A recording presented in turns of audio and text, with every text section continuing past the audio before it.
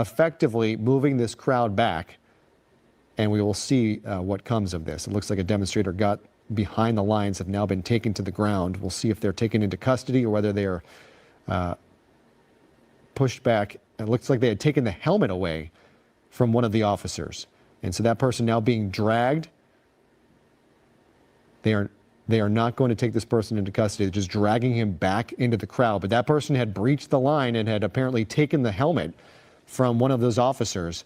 The officer yanked it back, put it back on his head, and a fellow officer dragged that person back into the crowd. Again, you talk about restraint, someone who had breached the line there, not being taken into custody, being allowed to rejoin the demonstration. That is, I guess, what you want to see in this situation. Some restraint being shown by these officers. They are not taking those people into custody. They just want them back on the line, including those who were in a position where they should not have been, and being brought back to join the crowd. On the right, you can see officers continue to move in. This is the ground live view of what's happening here. On the left is a live view from Air 7, Alameda, and Aliso at this point. Again, we saw the 101 freeway has been shut down through downtown Los Angeles. The southbound side was completely empty. The northbound side, cars were still stopped there. I imagine at this point it is shut down in both directions. I don't know why they would just stop the southbound and not the northbound. So until we have a chance to break away, we assume that neither side is making its way through downtown at this point. And let's take a quick peek as things look like they are a little calm right now. So it's a little, nope, traffic moving both directions. So that's good news. No one has made their way onto the roadway as we have seen in the past, and that is good news there.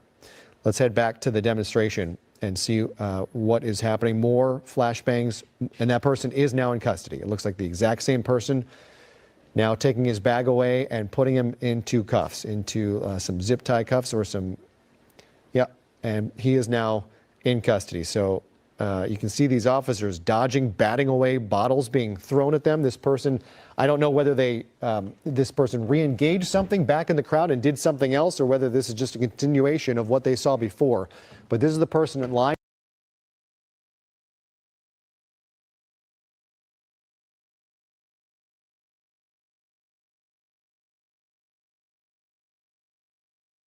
I'm on mute. Yo, what's popping? Like, I'm gonna talk to you guys today. Okay, this isn't one of them days where niggas just, this ain't like a lazy stream where niggas just like replaying just shit that you can just watch on your own. We got to have context to this, because why do you care? FBA people go with sync, you people, and they honor people survive. Hey, guess what, dog? Ice on y'all ass, so it's all good. Peace. What's up, Carl Taway, FBA Homer Simpson? Shout out to all the wayward sons and daughters. You fucked up. You invite your enemy to disrespect you. Some ancestors return, got rich from yearly fleeing your own creation. I don't know what the hell you talking about, but salute to you, Homer Simpson. This one of my regulars in here. Yep, Twin Peaks in the building. Twin Peaks in the building. Yeah, I'm putting my foot in immigrant ass today. I'm putting my foot in Mexico's ass today. This ain't gonna be no pandering stream. Niggas ain't about to shortchange or hold anything in. And if you got a problem, I'm gonna send ICE. I'm gonna copy email and send you the ICE. You know what I'm saying? What's good? What's good? What's good? Nah, bro, we going crazy today. We going crazy. The FBA niggas stand up. What we're watching right now is the results of people who want to be model minorities, right? People who ran away from black causes and now are dealing with the benefit, or not the benefits, we're dealing with the repercussions of not standing on business. You know what I'm saying? This whole thing is, when you don't stand on business, when you don't look up what's up, man, what up, though? What up, though? I know you from Michigan, Detroit, something 100% Rock podcast. Listen, FBA, Foundational Black Americans, V1, ADOS, we got to celebrate, because you know why? We told these hoe ass niggas, I don't care. And this is what I'm going to say before we start the show, because I don't need a bunch of foreigners or immigrants crying in the comments. If you are illegal, I voted for you to get the fuck out of here. If you do not have your citizenship, I need you detained immediately. If you have came to America and have signed the non-disclosure agreement that most foreigners have to sign that you can live the American dream as long as you treat the Black Americans as a permanent underclass and second-class citizens in front of white folks. You too can be a model minority. I'm going in today. Fuck all that. I'm going in because guess what I'm doing? I'm sitting back cool like a chassis cat. All my family having barbecues. We doing where them fans at? I got my boots on the ground. Got my boots on the ground. That's all we doing. We chilling. We having a blast out here. We Black Americans. Hey, yo, we having a blast. We sitting out. We chilling, barbecuing, grilling, throwing pool parties.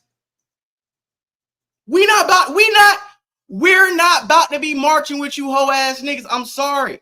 Y'all talk crazy about us. Y'all flooded our communities, our hoods in a parasitic way. You talk, like I said, y'all have gangs, all this other shit. If California was Mexico 200-300 years ago, and white folks came and ran y'all out and ran y'all back down south, go get your lick back. Get your lick back. But guess what? You know what we doing? Chilling. Black them. Don't call us. We're not no symbolic gesture for you motherfuckers to think that you can hit us up and we're gonna run out here and be bullet bags for your liberation. Fuck your liberation. Honestly, if you're not American, if you're not white American, Black American, if you're not an American citizen and your roots don't come here, I don't give a fuck about you. I don't give a fuck if I don't care what country you came from. I don't care what your father and your mom did with the bootstraps and the loans. I'm letting you know, breaking news, we don't give a fuck. We voted for this. I got notes. So if you can bear with me, I'm going in. Thunder, lightning hitting outside, nigga. It's that time. It's that time to put foot in ass season. That's what we doing. Salute to Tom Homan, salute to ICE, salute to Border Patrol. Okay, I need law and order. I need law and order. Y'all are out of pocket. Y'all been running around here thinking it won't happen to you, or y'all trying to say it's gonna happen to us. No, Black folks, mind your business. This don't concern us. This don't concern us. We don't. This ain't no Black Lives Matter. We not about to go. We told you during election season when y'all voted for Trump and the majority of Blacks were still sleepwalking, but you know we voted for Democrats, whatever. Y'all voted for your own deportation. Y'all voted for your own extortion. It's time to go. Pablo, Jose, Josue, Maria, it's time to go. Bye. Peace out. When we needed you in the 50s and the 60s, instead of standing in solidarity with non-Blacks, you fought to be white. You fought to separate yourselves against fellow Black people. So you know what we're going to do? We're going to let these white folks put boots up y'all ass while we keep our boots to the ground and stand still and watch you niggas get y'all ass up. Now it's time for niggas to hit y'all with the water hose and spray you down like a dirty used car. It's time for them to send the German shepherds to come bite at your ankles and tear your ACL. All right. It's y'all turn for the state to be deputized to run up in your house, come in your crib, shoot your dog, bust your grandma upside the head with a billy club, and drag you and your kids out by your toes and take you back down where you belong. That's the fuck out of here. What we doing? Ain't no black and brown coalition. It's just us versus everybody else. Y'all got a problem with it? We don't care. Breaking news. We don't give a fuck. We don't. Black Americans, we're not about to stand with no illegals. We're not about to stand no black immigrants, no white immigrants, no Hispanic immigrants, no Asian immigrants. We don't care. If you didn't come through this country through the proper channels and respect the people and the forefathers who made a way for your bum ass to get over here, I ain't got nothing for you. And you can't compare what's happening to these illegals to Jim Crow or nothing of that sort, because at the end of the day, Jim Crow and all these things were put in place to stop Black Americans from succeeding. It wasn't like we came over from Africa and niggas start throwing laws and shit. No. These things were put in place to prevent us from growing. These things that y'all are going through, y'all are sitting here burning the American flag, waving a Mexico flag, telling us y'all don't want to go back home. What you mean you don't want to go back home? It's time to go. Party over. Party over. Keep the same energy, bro. I got something I want to show y'all. I got someone to show you. We're gonna share this tab. Y'all know who this is? Let's see. Let's see. I'm gonna move out the way real quick because we're gonna do some learning today. We're gonna do some. We ain't, like I said, this ain't gonna be no stream where we just gonna pop up goddamn the new shit first and just let y'all watch some shit that y'all can click on another YouTube channel, click on the real shit and watch. We ain't doing that today. What we gonna do today? What we doing today is we gonna have a real discussion. We have some educational, historical context to what we talking about, because y'all got me fucked up, to be honest. A lot of y'all got us fucked up. This Thurgood, this ain't no goddamn Thurgood Marshall, man. You niggas tripping. Nigga said Thurgood Marshall, man. Hold on, dog. All right, so this is what 1956. Felix Tejera, Mexican-American president. Let the Negro fight his own battles. His problems are not mine. I do not want to ally with him. Don't let them trick you thinking we got to come outside, march, hop, skip, and fetch for some bullshit like this, bro. We not. It ain't going down like that, bro. It ain't going down like that, bro. We got another one. Thousands of Mexican Americans fought for the Confederate Army in the Civil War. You see that? We got the Latino immigrants to the U.S. with negative stereotypes of Black Americans. A new study, how Latino immigrants relate to Blacks and whites and how those groups relate to Latinos, has implications for societal and political dynamic of the South. Latinos bring negative stereotypes about Black Americans to the U.S. when they immigrate and identify more with whites than Blacks, according to the study, changing political dynamics in the South. Remember this lady? They packed her up saying, fuck that guy, he's with the Blacks. Y'all remember that? The LA council lady? Like, these are the things and these are the conversations. And these ain't tough talks either, bro. This is shit we have to talk about. This is shit we got to talk about. This ain't uncomfortable for me. Because I'm sorry. Hey, guess what? Breaking news. Breaking news, bozo. I voted for this. I want this to happen. I am excited. You know why I'm excited, bro? Because y'all got us fucked up. Y'all got us. Y'all thought we was going to come out here and carry the water. Y'all thought we was going to fight for y'all. We ain't doing none of that, bro. It's over with. It's up. It's up. Y'all battles, y'all president said, your battles aren't ours and ours aren't yours. Stop asking for Blacks to come out here and martyr ourselves for y'all. It's not happening. We got more clips. Look at it. We got to kick them all out. You're not going to burn the American flag. You're not going to burn the American flag and think you about to get sympathy from Americans. This is a war. And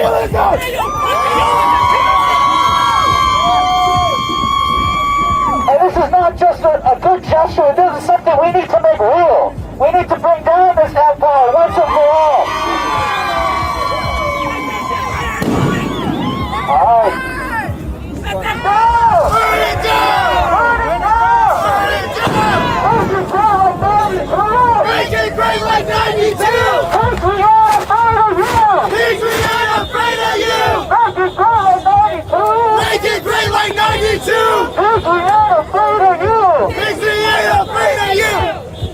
Fuck ice! Fuck ice! Fuck ice! Fuck ice! Fuck ice! Fuck ice! Fuck Trump! Fuck Trump! Fuck Trump! Fuck Trump! Fuck Trump! Fuck Trump! Fuck the system! Fuck the system! Fuck the system! Fuck the system! Burn it down! Burn it down! Make it great like 92! Make it great like 92! Ice, we ain't afraid of you! Ice, we ain't afraid of you! Alright, repeat after me. It is right to rebel! It is right! I got a question, and this is what I be talking about.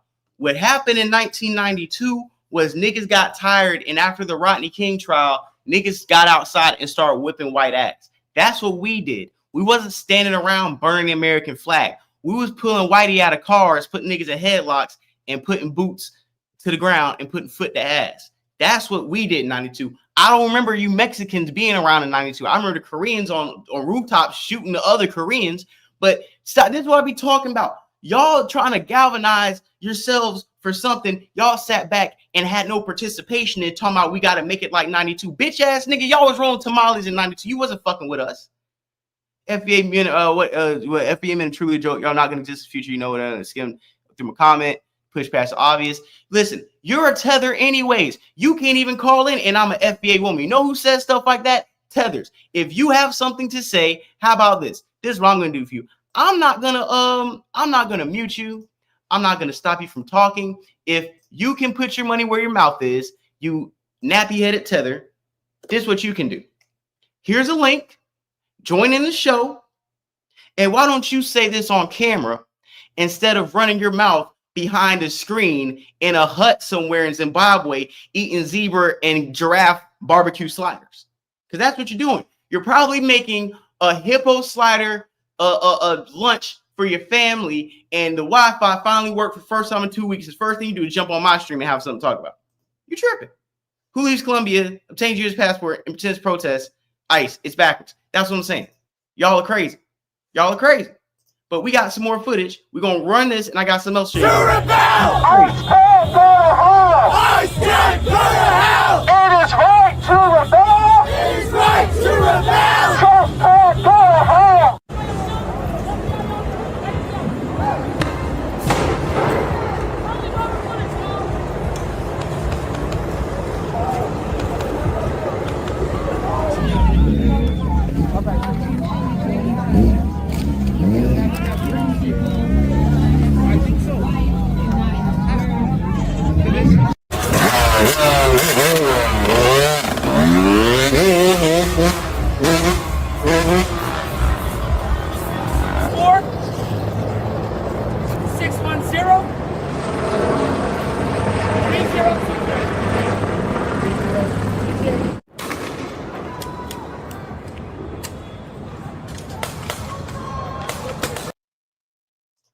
And I'm gonna say this too real quick.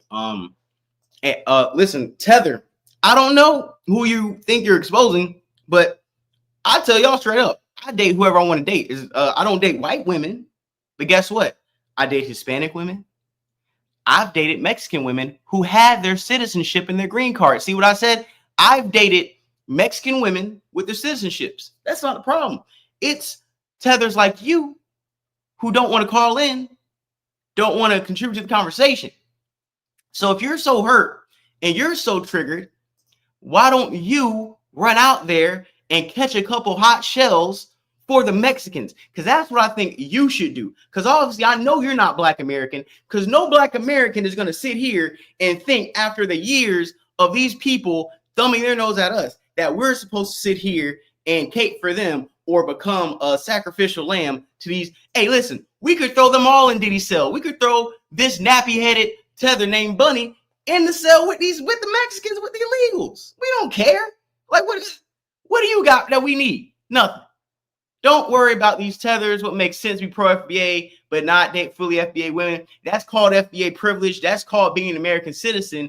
And what you got to say, this is a melting pot of immigrants. So you know what I'm going to do? I'm going to look at, okay, the Dominican Republic. Your best of your best women are coming over here in America because obviously those men over there can't run a functioning country enough for you not to leave. Or for you in Colombia, you men, the men in Colombia are a bunch of Johns who paid for coochie in wooden coins to the Colombian women, and now that they left to come to America, and now the best of the best women across the world are coming over. What are we gonna do? We're gonna date them. We're gonna deal with them. We're gonna do what we want to do. So, like I said before, you can say what you want, but I'm still gonna date who I want to date, just like everybody else in the chat. Now, if you are triggered because you are Mexican or you're cosplaying as Black, and instead of calling in to fight your case, you're too scared, so you think you're going to be in the comments, we can just move you out the comments. Because at the end of the day, if you got an issue, just go on your own show. Run your own show. See how we just block that comment out? Because if you're not going to run, if you're not going to defend who I'm speaking against, if you're not going to come on as a sympathizer to illegals, as a liberal, as a far leftist, as a Californian who wants your country invaded, if you're not going to call on the show and go head up with me, because I got all day. Unlike you bum ass niggas, I got all day to go back and forth. Thank you. Hey, listen, no, McChilson, if you understood what I'm saying, if anybody from another country comes over here and you want to date him. We're not going to let no mammy tell us and police who we want to date. We know these mammies is bed wenches, and they sit around hoping white zaddy comes and financially benefits them in their lives and everything. I ain't taking no mammy advice on what the fuck we should be doing. So at the end of the day, y'all out here caping for whitey anyways. And this ain't even a white and black issue. This is a illegal immigrants versus American citizen issue. We got some more coverage. Escalating tension in Los Angeles after protesters against federal immigration raids clashed with law enforcement over the weekend, setting vehicles on fire. California National Guard troops were moved in at the order of President Trump. This is the first time since 1965 that a president has ordered troops in over the objections of the governor. He did it on his own authority. California Governor Newsom condemned the action as inflammatory, called on the administration to rescind it, said they were manufacturing a crisis. And our chief White House correspondent, Mary Bruce, is standing by with the latest on the administration's response to the protests. But first, our chief national correspondent, Matt Gutman, is on the scene in L.A. And Matt, you and your team, you were with the protesters all day yesterday. Good morning. Yeah. We saw so much of that unfold, Michael, and this is what the civic area in downtown Los Angeles looks like. These are the skeletons of Waymo self-driving electric vehicles. You can see there's a series of about 5 of them here just beyond. That's what the rest of this downtown area in LA looks like. A maze of police checkpoints. Just over my right shoulder, that's the 101 freeway. It was blocked on both sides by hundreds of protesters, and those clashes just ending a short time ago early this morning. Overnight chaos erupting in the streets of Los Angeles as protesters and police clashed. Tensions escalating Sunday as thousands of protesters took to the streets in response to President Donald Trump's extraordinary deployment of the California National Guard. Governor Gavin Newsom saying it was assistance he didn't ask for. We're here to support local law enforcement, the sheriff's office, LAPD, but they didn't need that support. He made this up. This is a manufactured crisis. Multiple vehicles set on fire, covered in graffiti condemning ICE. An electric scooter thrown from an overpass, damaging a highway patrol vehicle, which was then set on fire. Many hundreds descending on the 101 freeway, blocking traffic in both directions. CHP, California Highway Patrol, deployed smoke. They're moving in, trying to push these protesters out. You can see some projectiles detaining someone there. The LAPD mobilizing resources and LA's mayor pleading for calm. Our city does not need to be torn apart. Earlier Sunday, demonstrators swarming LA's federal building, hundreds of LAPD officers responding. And in the ensuing clashes, the LAPD says multiple officers were injured when 2 people on motorcycles tried to crash through that police line. We were right there as it happened. Just moments ago, there's some projectiles being thrown. Just moments ago, a motorcycle seemed to try to break through the police skirmish line. And now you can hear all those flashbangs going off. Police are trying to push those protesters back, firing those less than lethals at very close range. And you can see those projectiles being thrown over. Now that motorcyclist being hauled in here, looks like he's being arrested. Police deploying flashbangs. The streets littered with debris and broken glass. At this point, more than 25 demonstrators arrested after failing to disperse. The escalation began Friday when federal immigration authorities began a series of sweeps in greater Los Angeles, arresting more than 100 people. The demonstrations now entering day 4. Hundreds of National Guard troops were deployed on the streets of LA over the weekend. President Trump bypassing California's governor, ordering up to 2,000 guardsmen to deploy across Southern California. On Saturday in Paramount, just south of Los Angeles, thick black smoke filling the sky after cars were set on fire. The anger coming after reports of an immigration raid on the community, but Paramount Mayor Peggy Lemon saying there was not a raid. The agents were there staging.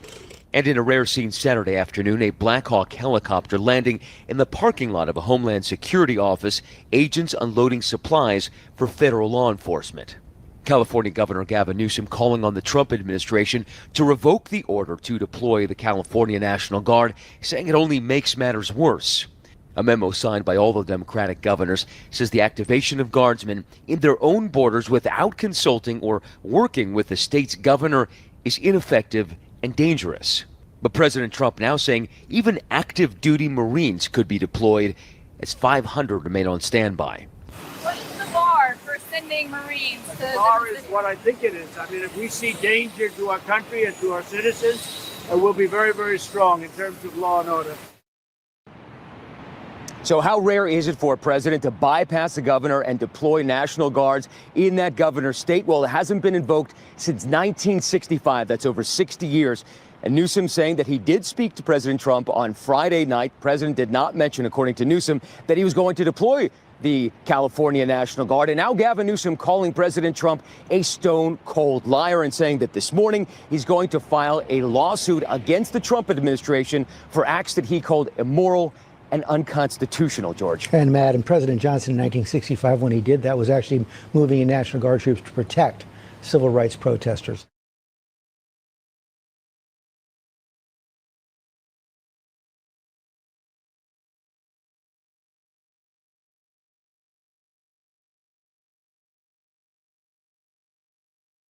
You know why I timed this mammy tether out? I'm gonna tell y'all why I timed her out. Because if you aren't trying to contribute to the conversation, which is coming on the show and having a conversation and sharing your difference of opinion, then you're honestly just in here getting off tether steam because you're too pussy to call in. You're too scared to have a discussion. So if you're too scared to talk, if you're scared, go to church. If you're scared, buy a dog. You know why? Because you pussy. So I'm going to drop the link one more time. You bald-headed mammy. I'm going to hit the invite. I'm going to drop it here, right? You bald-headed bitch. Here you go. Here's your opportunity. What time is it? I'm going to give you to the 27-minute mark to cam up, get on camera. Let's have a conversation. Because if you're not going to do that, then I'm going to continue the show. And I actually do have something right here. As an American, right here, this is really my message to the tether in the chat and to just my fellow Americans. This is really what we need to do. This is what we on right now. This is the time we on right now. No, this ain't Mexico. It used to be Mexico, mother. And now it's Phoenix, goddammit.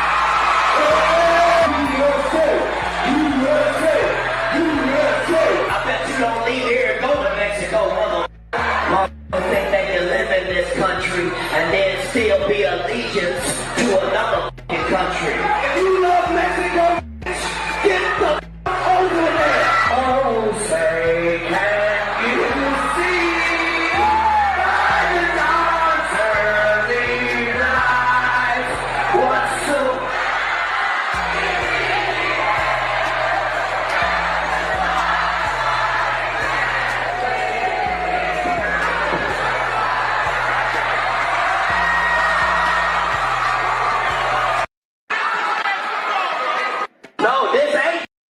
And I play that, and I'm playing that because I want to show. Yeah, dog.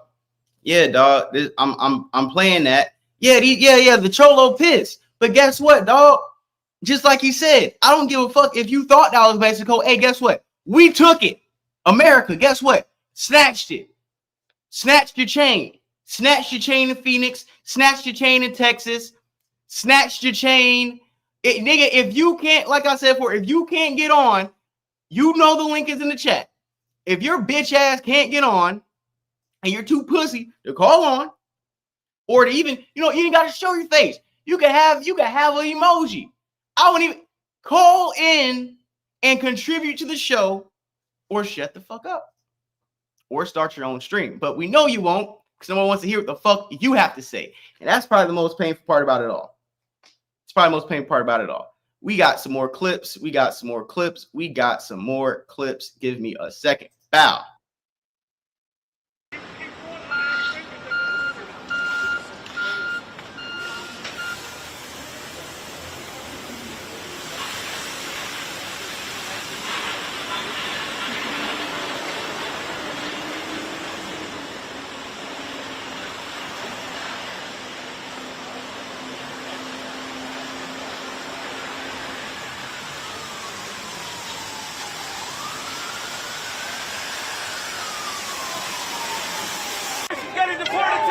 That's what you're defending?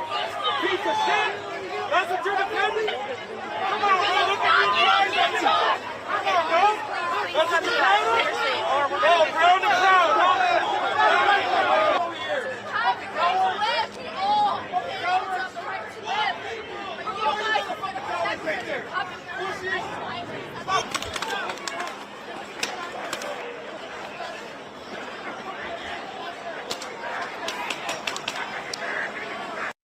going to pause this. Hey, listen, Bunny, it won't be any yelling. So I know I'm going to fry you up in a library voice. So I'm going to drop the link again. You can pull up and have the conversation in a civil way instead of thinking you're going to troll in the comments and get some bars off. So come in the chat. Come on live. Let's have a conversation. The link is dropped twice in there. If you don't, then you pussy. Just like that. And we're going to get back to the stream. All right. We're going to get back to the stream. You can call in. It's my show.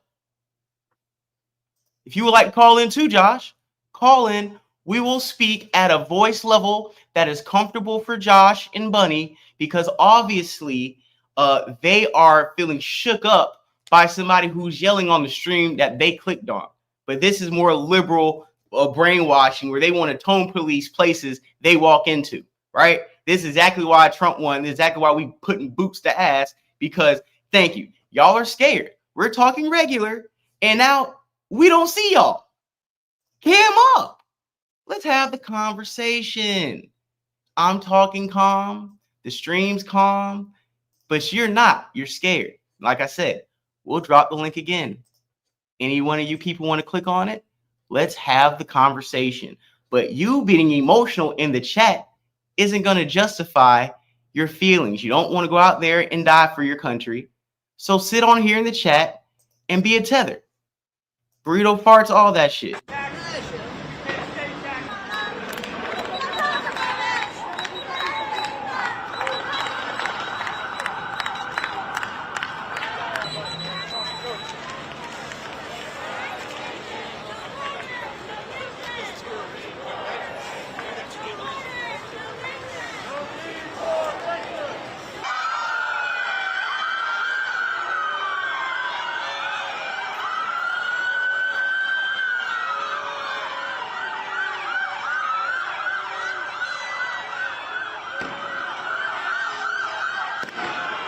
Hey, Paul, I'm gonna pause this because we're watching America pack out these dirty immigrants. But let's look at one pussy ass fucker right here. This guy's Josh. Hey, Josh, you're on the toilet pooping. No, you're at the job flipping fries, being micromanaged, because that's all you can do is flip fries on the clock. You broke ass nigga. You know what you got to do? You got to take an order too. I know why you can't come on stream. Because you a bum. Yeah, come on. LA Home Depot empty as fuck. No, Josh is actually standing outside the Home Depot ready to work because he's next in line. He might not be Mexican, but guess what? He's next in line to work. He's a fry flipping, bullshitting ass bum. You know what I'm saying? You're projecting. Thank you. That's what I'm saying. You tell me I'm projecting, but what are you talking about? Nigga working at Taco Bell, stealing nacho chips in the bathroom on the Taco Bell Wi-Fi, then you gonna talk to me. You a bum. You's a bum, Josh. You ain't gonna call in. You probably gonna get blocked. Because obviously I like people who want to watch and people want to comment, not people who want to cry in the comments. Sound like a liberal, dog. Fuck out of here. Bum ass nigga. America first.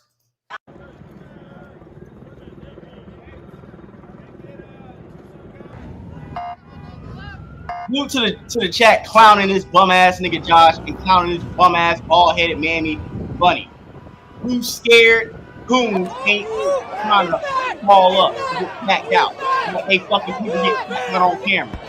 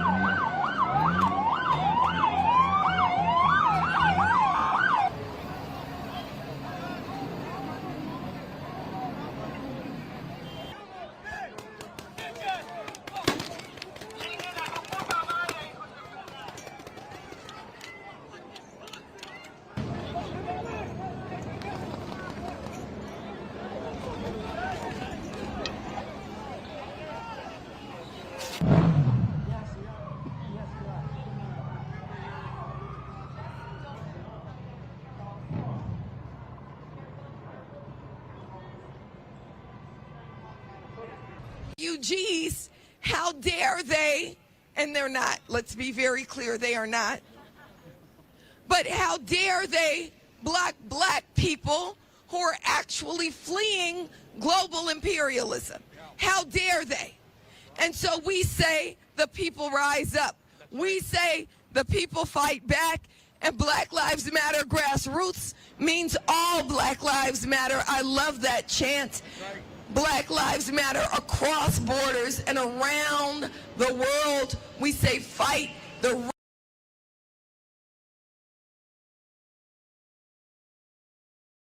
This is exactly why we don't stand with that bum ass lady talking about Black Lives Matter cross out. No, we don't give a fuck. I'm gonna tell you right now, if you are not Black American and you are a victim of ICE or immigration, yo, leave. It's time to go. Stop saying Black Lives Matter. We Black Americans do not have any solidarity with nobody across the diaspora when it comes to what we got going on right now. Fuck Black Lives Matter. Bump anybody who's trying to use Black American equity to get everybody else through the door. That lady is an agent. She's a bum. We don't stand next to her. We stand for America, America first, and the priorities that we have as American citizens. Too many of y'all came in the last 4 years, taking jobs, taking homes, ruining community sections and ruining community events, ruining real grassroots Black historical communities, bringing gang violence, bringing drugs, laughing at niggas, trying to pack us up, trying to replace us. And now that the double cross happened, the triple cross happened, you think we about to come outside?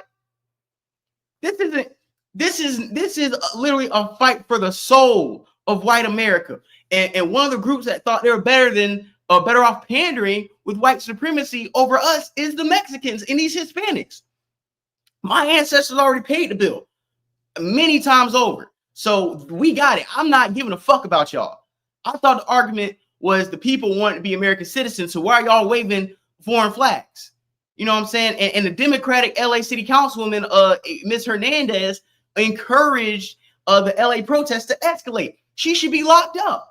Like, you got people who are doing treasonous things, and we got motherfuckers ready to cap and stand next to this level of treason.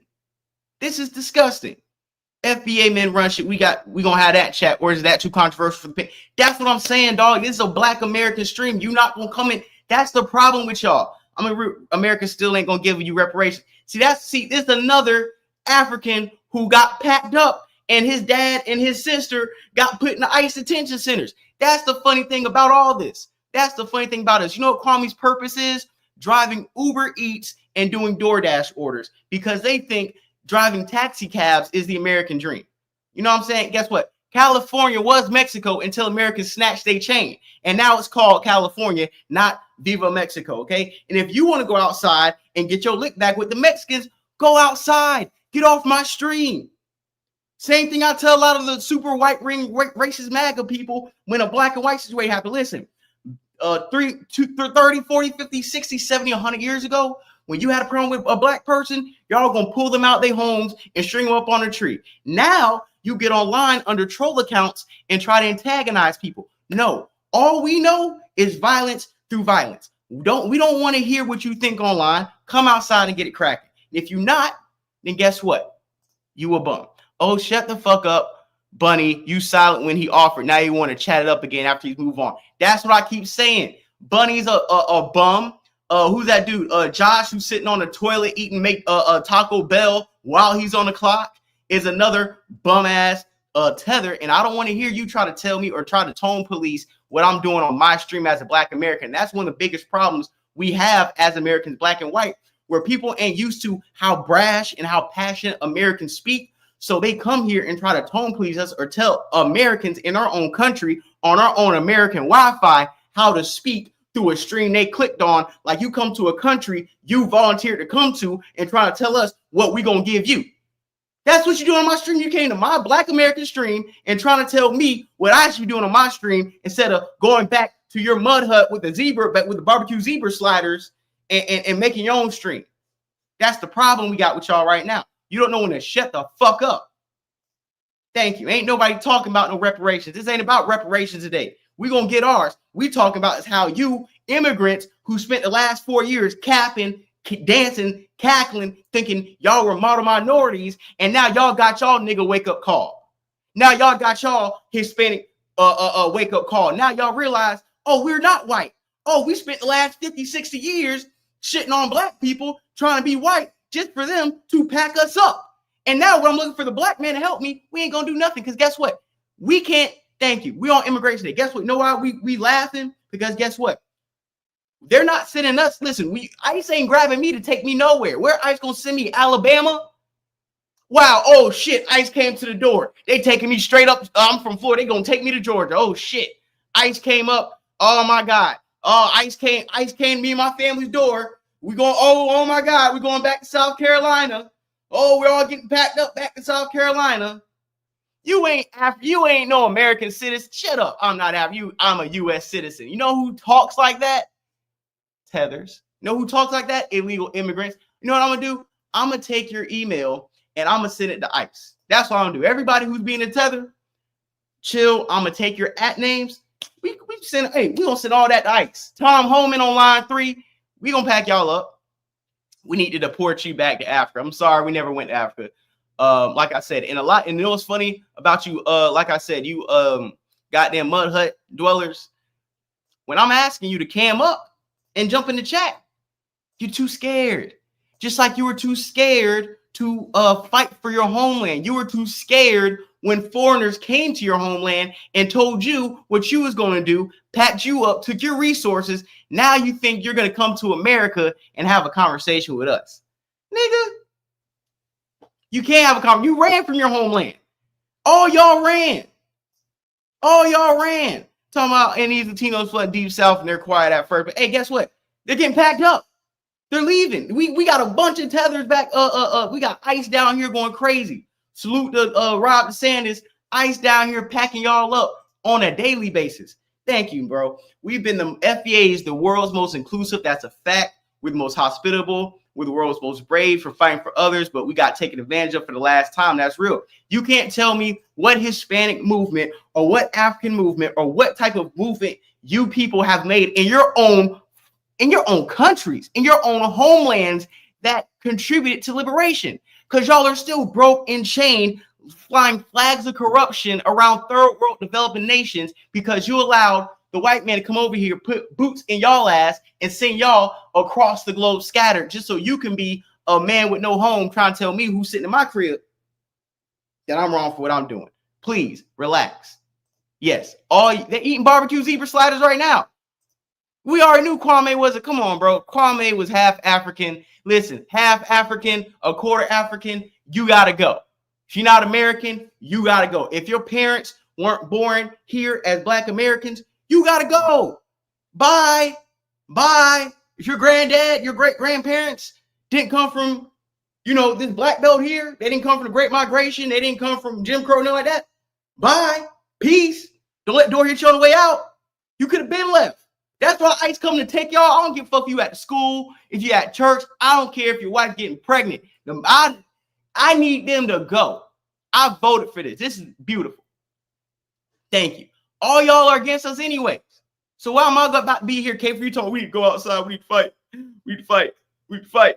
No, we're chilling. Guess what? LO, you're only a citizen under the 14th Amendment. Guess what? You're not a citizen at all. You in my house. But you in my house. You gotta take your shoes off. Take your shoes off at the door. And no, you can't get nothing to drink. Bitch, go. Just like Bunny, listen. What I need from you, listen, what did she say? I'm not scared. I just have conditions you don't want to adhere to. You don't have any conditions. You don't have a stream. You don't have a platform. You don't have anybody want to hear you talk. So you have to acquiesce to the rules of the show. Just like you tethers, you bald-headed mammy tethers have to acquiesce to the rules of America. You can't come to where you want to be at and tell people how to conduct themselves because you like it to be a certain way. We don't give a fuck. You're going to bring your nappy-headed ass in here. I will lower my tone so we can have a conversation so you don't feel scared through a computer screen and Wi-Fi. And if you don't want to, then you can just shut the fuck up and continue hiding out like Anne Frank in somebody's basement, hoping ICE don't come in there and beat your grandma over the head with a billy club, shoot your dog, and grab you and your bald-headed loser brother out of the basement like Anne Frank and drag y'all to the detention center. That's what I'm saying. Oh, this ain't your homeland. Well, yeah, it is. This ain't your homeland. This ain't your homeland. Salute J Doug. You don't let, hey, if J Doug came up in here, we gonna tag team, we gonna whoop y'all ass in here, so y'all better relax before I tag my dog in, and we really gonna go upside your head. Cause see, thing about me and J Doug, we from the South. Our family didn't even run when it was a great migration, when they hanging niggas in the South. We gotta run to California, we gotta run to Detroit, we gotta run to New York. Now, me and J Doug family said, dog, hey, we gonna post up on this porch. 50s, the 60s, the 20s, the 30s, the 1820s, the 1850s, the 1880s. Our family said we're gonna post up right here on this porch, my shotgun and my dog, and I dare Whitey to come in and take some. And we see me and J Doug still here. See, the thing that you tethers don't understand is that we have survived on this land. We own this land. Our blood has been spilled on this land. Yours hasn't. Your blood was spilled over in Africa when y'all were out here getting beat on and enslaved, and your resources being stripped from y'all. So yeah, you don't have any rights, but we do. So I don't want to hear nothing you guys got to talk about. We don't have it. You don't have any treaties. What do you have? You're not even safe at home. Get these illegals the fuck out of here. Thank you. My family came here legally. You criminals leeches off society. Thank you. And this is one of the comments that is very important to me. If you are an immigrant and you came over here the right way and you adhere to the rules of America and you have respect for the people who've laid things down on the line, telling we ain't got no trees, we beg for civil rights. If it wasn't for black people fighting for civil rights, you motherfuckers won't be over here, Kwame. And you know what's funny about the travel ban? What Trump did was ban all the countries that you brown, dirty, mud hut, zebra sliding, eating ass motherfuckers come from. All those brown countries, you niggas say, oh, we replacing black Americans. You know what Trump did for black Americans? Say, hey, guess what? We closing the door on all them bum ass niggas. They can't come back. Niggas like Kwame, guess what? In the crib. Peace. Kwame can't come back home. Kwame can't come back home. It is what it is. Kwame, Jamaica belongs to King. That's what I'm saying, bro. Kwame don't even know where he's from. If he's from Jamaica, 90% of your beaches are taken over by the whites. That's what I'm saying, dog. What you talking about, bro? I'm sick of these tether support. That's what I'm saying, bro. We know what we doing. We can't leave. That's why the laws are, because see, when we act up, black Americans act up, when we act up, all they got to do is pass laws, because they ain't taking us nowhere. Y'all think this is the funny thing about American history and about what the lies you tethers want to run with. Y'all think the white man woke up one day and said, you know what, we want to free the slaves. No, niggas started having slave revolts, burning down Whitey's house, taking Max's wife, piping her down, burning her too, and going to the next plantation so much they was like, hey, dog, we better free these niggas or they about to take it over. Y'all think civil rights got passed because the whitey woke up one day and said, hey, you know what? We want to give niggas a rights. Or did niggas start putting boots to ass, burning shit down, packing niggas up, and they're like, you know what? I think we should pass civil rights. So what I'm saying is America only understands things through bloodshed. America only understands things through violence. And a lot of y'all tethers couldn't get violent back in your own home country to save your land. Thank you, J. W. How you gonna protest? You going home? You on the way home? You in the ICE truck, hands behind your back, getting beat with a billy club, and still talking to us, nigga. July 4th, where y'all gonna be? Y'all can't even come outside July 4th. Y'all gotta go back. You gotta go back. We're gonna have some more coverage. Like I said, Kwame is tripping. Kwame don't know what the hell he's talking about. He's not a citizen. He's tweeting from Zimbabwe. He's tweeting from Madagascar. He's talking about reparations. So basically, you want us? No, I want you to actually grab the dick between your balls, ma'am, put it on a table, and have a conversation. Just like Josh, who's sitting here in a McDonald's bathroom using Taco Bell Wi-Fi, trying to have a conversation with me, knowing if he went live on his phone right now, the only two people be watching be him and his mama. Because dad was a John. You don't know his dad. That's what I'm saying. Thank you. And that's the funny thing about y'all be trying to flip things around. Listen, if you are a first generation, second generation, third generation, and you came over here American, I ain't beefing with you because you came over the right way. I'm beefing with people like Bunny and people like Josh who are hiding out in somebody's basement like Anne Frank and still got time to use Wi-Fi. And when they track your Wi-Fi and come get your ass out that attic, don't ask Black Americans to come help y'all. That's what I'm saying. If you have a lot of these big chested immigrants on Instagram, these Amanda Seal types want black men to crash out. That's what I'm saying, bro. That's what I'm saying. If you don't like the way things are, don't lose the war. If you so mad why y'all lost the Alamo, so mad why they did the Louisiana Purchase, they asked you niggas, well, hey, what y'all say on it? They sold all this shit in Mexico without even talking to y'all. So like, what are we talking about? These niggas is bums. Salute Eric Dot Focus. Come on, dog. We got too many tellers in here talking like they got Wi-Fi, they got streams. They gonna call up here and get shit cracking. Y'all ain't get shit cracking back home. Y'all never got it cracking back home. Y'all don't go back home. Y'all come over here with your flags and telling niggas who done built America up to the land of milk and honey that we ain't shit. No, you ain't shit. That's why you're on TV getting packed out right now, begging for us to come, crying, pleading, screaming for Black Americans to come outside. That's the funny thing about it. Y'all going out sad as hell, bro. Y'all going out sad as hell. And the thing about it, and the people in y'all comments, you know what's funny when you control your own show? I ain't gotta put y'all shit up.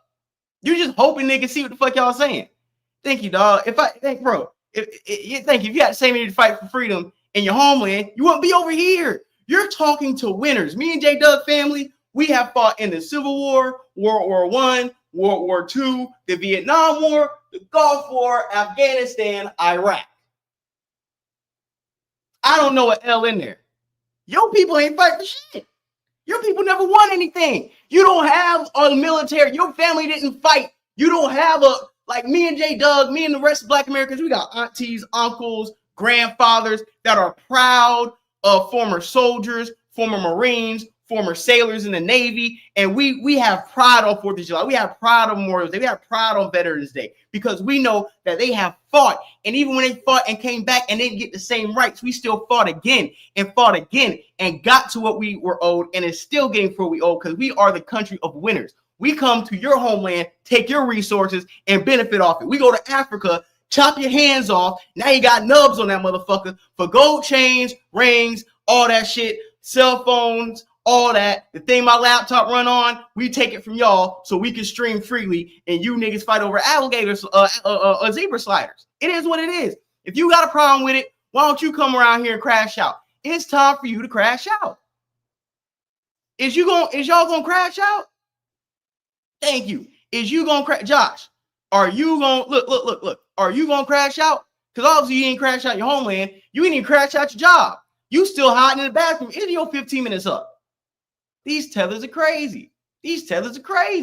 Another person, you heard what Gully TV said about FBA.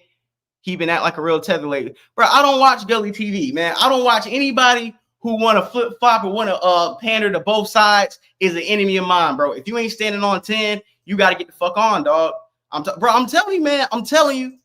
You lucky. Y'all real lucky. You even getting this much shine out of me. I'm only doing this because this is proving my point. Every time I put you Tether's comments up on here, all the Black Americans watching this stream and all the first generation immigrants, second, third, who do the right thing by America. Let me take this off real quick. I'm gonna get back on it. All the people, and I love saying this because I have friends. I have Jamaican friends. I got Mexican girls I done slept with. I got Haitian homeboys that I will fuck you niggas up behind.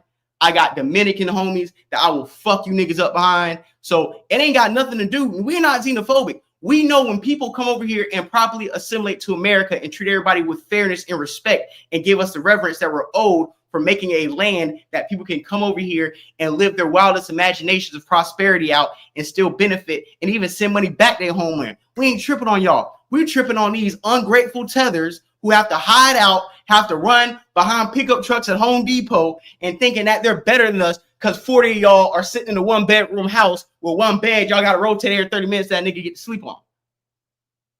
I'm just trying to figure it out. It's B1, FBA, ADOS all day. It's white Americans. Let's get it popping. Black Americans. Let's get it popping. The rest of our family and friends who have came over here from other countries who are doing the right thing by America and getting over here legally. This is about us. We are celebrating whipping their ass. Thank you. Gulf of America, no more Mexico. Think about it. Y'all voted for Donald Trump because you want to be close to whiteness. He done switched it, called it the Gulf of America, taking all y'all niggas, throwing y'all out, and y'all fell for the banana and tailpipe again. And niggas told you, hey, whitey is a friend of none. You got to work around white folks or go directly at them, but you can't work with them. Think you're going to get the same treatment. They're going to look out, and y'all learn the hard way. Y'all are learning the hard way. Now back to Sir Shah. Sir Shah, you know my nigga, man. It's quiet in San Francisco, Oakland area. He's really in it's really LA riding because a lot of Hispanics have been successfully deported. That's what I'm saying, bro. Y'all getting packed out already. So what we talking about? What we talking about? Ice, bro. Salute Tom Homan, bro. We talking to the chat. If you don't want to call in, right? If you don't want to have a conversation, because you came up. You came up. And know what's so funny? You're not from Florida, and Haitians don't run Florida. One of the biggest black populations in America are actually in Florida, black American populations. And know what's so funny about how these tethers like to, and I love doing these history lessons because J-Dub can attest to this. Anybody from Florida can attest to this. He was black with bang. Haitians and black Americans, especially in Florida, we don't beef. We don't have a problem. Haitians and black Americans, Jamaicans, like we don't have these tether problems in Florida. We don't. Our cultures are pretty much blended in. Like we know, like dog, we can have a Jamaican dance all night. We can have reggae. We can have certain things, and it's so seamlessly intertwined that we don't have beef. Like I said before, Sapase, Zopound, all that, bro. We don't have issues the way y'all want to make it seem like we got issues. And Haitians don't. Hey, listen, you talking about South Florida? You can have. Hey, we in North Florida, where the niggas is at. So hey, like I said, dog. Like I said, bro. You think those control it? But like I said, if you want to talk about it, come in the chat. Y'all ain't coming. Hey, look. Come in the chat. We gonna talk or we gonna play? Because obviously, the link's right here. We've been dropped. Listen, they keep saying drop the link, right? We dropped the link about 40 times. And not one of these tethers called in. Not one of them. Pull up. Like it was to pull up. If you scared to pull up, we got all day. Because unlike you want your little 15-minute lunch break. So of course you gotta save out 15,000 things before you know what I'm saying. You gotta go back to lunch, eat your little ham and cheese sandwich at your cubicle while your white boss micromanages you, and you gotta act like you enjoying it because you're too pussy to stand up, say fuck this job, I'm out of here. See, that's what black Americans can do. Okay, now we do have a tether on the stage. Tether, how are you doing? What's up, King? What's poppin'? What's all the hate on black people that's not from America? Because you guys come over here and think that you are better than us, and you guys have this model minority thing where the first rule of a lot of you tethers and a lot of you sellouts is y'all come over to America, and as long as you feel like you can undermine black Americans who made a way for you bum asses to get over here, then y'all gonna get a good pat on the head and a butter biscuit by Whitey, only get packed out, only for Tom Homan and the rest of them to say y'all do not have any protection by the 14th Amendment. Thus, if we want to grab y'all and take you out of here for eating too much foo-foo, then that's what we're going to do. How did y'all fight for us to get over here? You never heard about the Civil Rights Bill? Did you hear about the Immigration Bill or the Civil Rights Bill passed in the 60s? Have you done your research on that? Yes, what FBA sat at the table and drafted these bills? We actually sat at the table and told them we need to put certain things in place to get you motherfuckers over here. Only for you tethers to come over here. And what have you contributed to American society? So what have you? Well, what nationality are you again? I'm Jamaican. You're Jamaican. Oh my God! So you're talking to the same person who my country flies food to Jamaica because you guys can't make your own food. You guys don't know how to produce your own crops. The same Jamaica that has a bunch of Irish and Asian people buying up your land. The same Jamaica that you can't even go on 90% of your beaches because the whitey told y'all where you can't and can't go on your homeland. You ever heard of Darby's Dose? Hold on, you ever heard of Darby's Dose? Yeah, but let's get to the y'all point. been bending over for the white man since then, right? Right. I hear you. How does the FBA country when y'all don't control nothing? Y'all don't control the military, the politics, the economics, nothing in this country. And you're basically a citizen under the 14th Amendment. You wasn't a part of the Constitution. No FBA drafted up the Constitution or anything. No FBA is the founding father of America. So what makes this your country? Says who? What? Says the history and the documentation. No, on the Says documentation. the facts. On the documentation, if you were right and I was wrong, we will be hiding out right now too. Black Americans would be like, "Oh my God, we're about to get deported." But because we are, so you're not aware. You're not aware of Trump trying to repeal the 14th Amendment. Because we are American citizens under the 14th Amendment, because we are American citizens, and Trump told you that, hey, the 14th Amendment was not meant for you dirty ass Jamaican immigrants who like to get a pipe from Darby's Dose to this day. He didn't make that for you. He didn't make that for you niggas who never fought against people coming to your country. You never fought. What's the Jamaican army doing? Are y'all kicking out the people who are running y'all right now in Jamaica? Or did you come over here to America?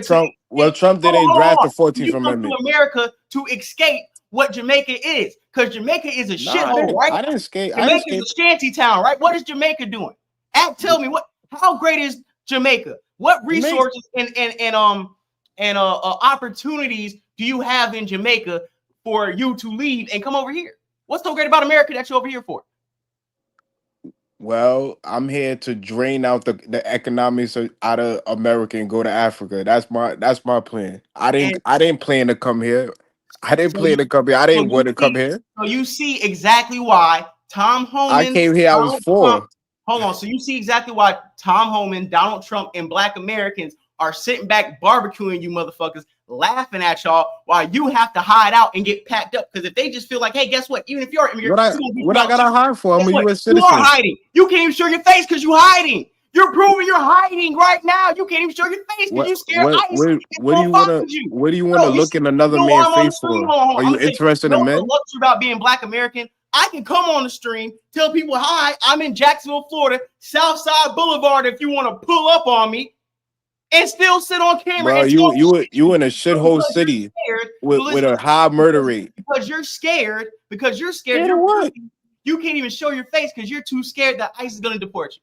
That's sad. What am I scared for? I'm a U.S. citizen. A grown adult scared. Then show your face. And why you got dressed for? You trying to cosplay Haitian? Why can't you show your face? I want to know. Why are you scared? Why you got dressed? Are you cosplaying Haitian? You know why you're scared? Yo, lots have been around for thousands of years before Jamaica was even a nation or country. Y'all got that from us in the Caribbean. I'm sorry. People overseas, the chemists, name an FBA that had dreads. The Vikings, they had people wearing locks before Whitey got out of the dark ages, and that was centuries before Jamaica. Why you tethering the African? You don't got to tether the African history. You already delineated. We don't care about the African history. You know why? So why you bringing up Kemet? Why you bringing up Kemet? Why don't you go back to your country? Kemet American history. To your country and build up Jamaica. Why I gotta go back? This is a white man country. This is not your country. I got a question. Why can't you build up Jamaica? Where's Black America? Where's the country? Name me 3 Jamaican revolutionaries that has changed the landscape of not only Jamaica but the Black diaspora across the globe, like countless Black. We could talk about Marcus Garvey. Slow down. Just name me 3 people that you could compare to a Malcolm X or to a the Anchor Baby or to a Martin Luther King. Who? Wait, the Anchor Baby, Malcolm X. Malcolm X, the Black American hero. The Anchor Baby. The Black American hero, right? The Black American hero, him, Martin Luther King. The half Caribbean. Let's talk about George Washington Carver. You name me 3. Just 3. Stokely Carmichael, Marcus Garvey did way more. Marcus Garvey, you talking about the Marxist who never took his dumb ass to Africa, but tried to put a bunch of you niggas on a boat to go. That Marcus Garvey?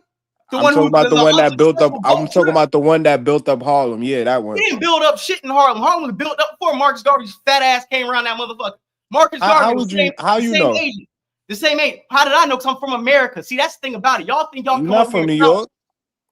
Huh? You're not from New York. You don't know the history. You're not from America. You can't tell me about New York where you're not even from America. But I can tell you about Jamaica since it's a small shithole island. New York is ran by Caribbeans. New York more is Caribbeans than Black Americans. But Americans, bro. Listen, at the end of the day, you trying to move around. This is our city. No, tell me what Marcus Garvey did. Well, he built those small businesses. He had what businesses? What businesses? He had grocery stores, dry cleaning businesses. What else he had? He had the UNIA.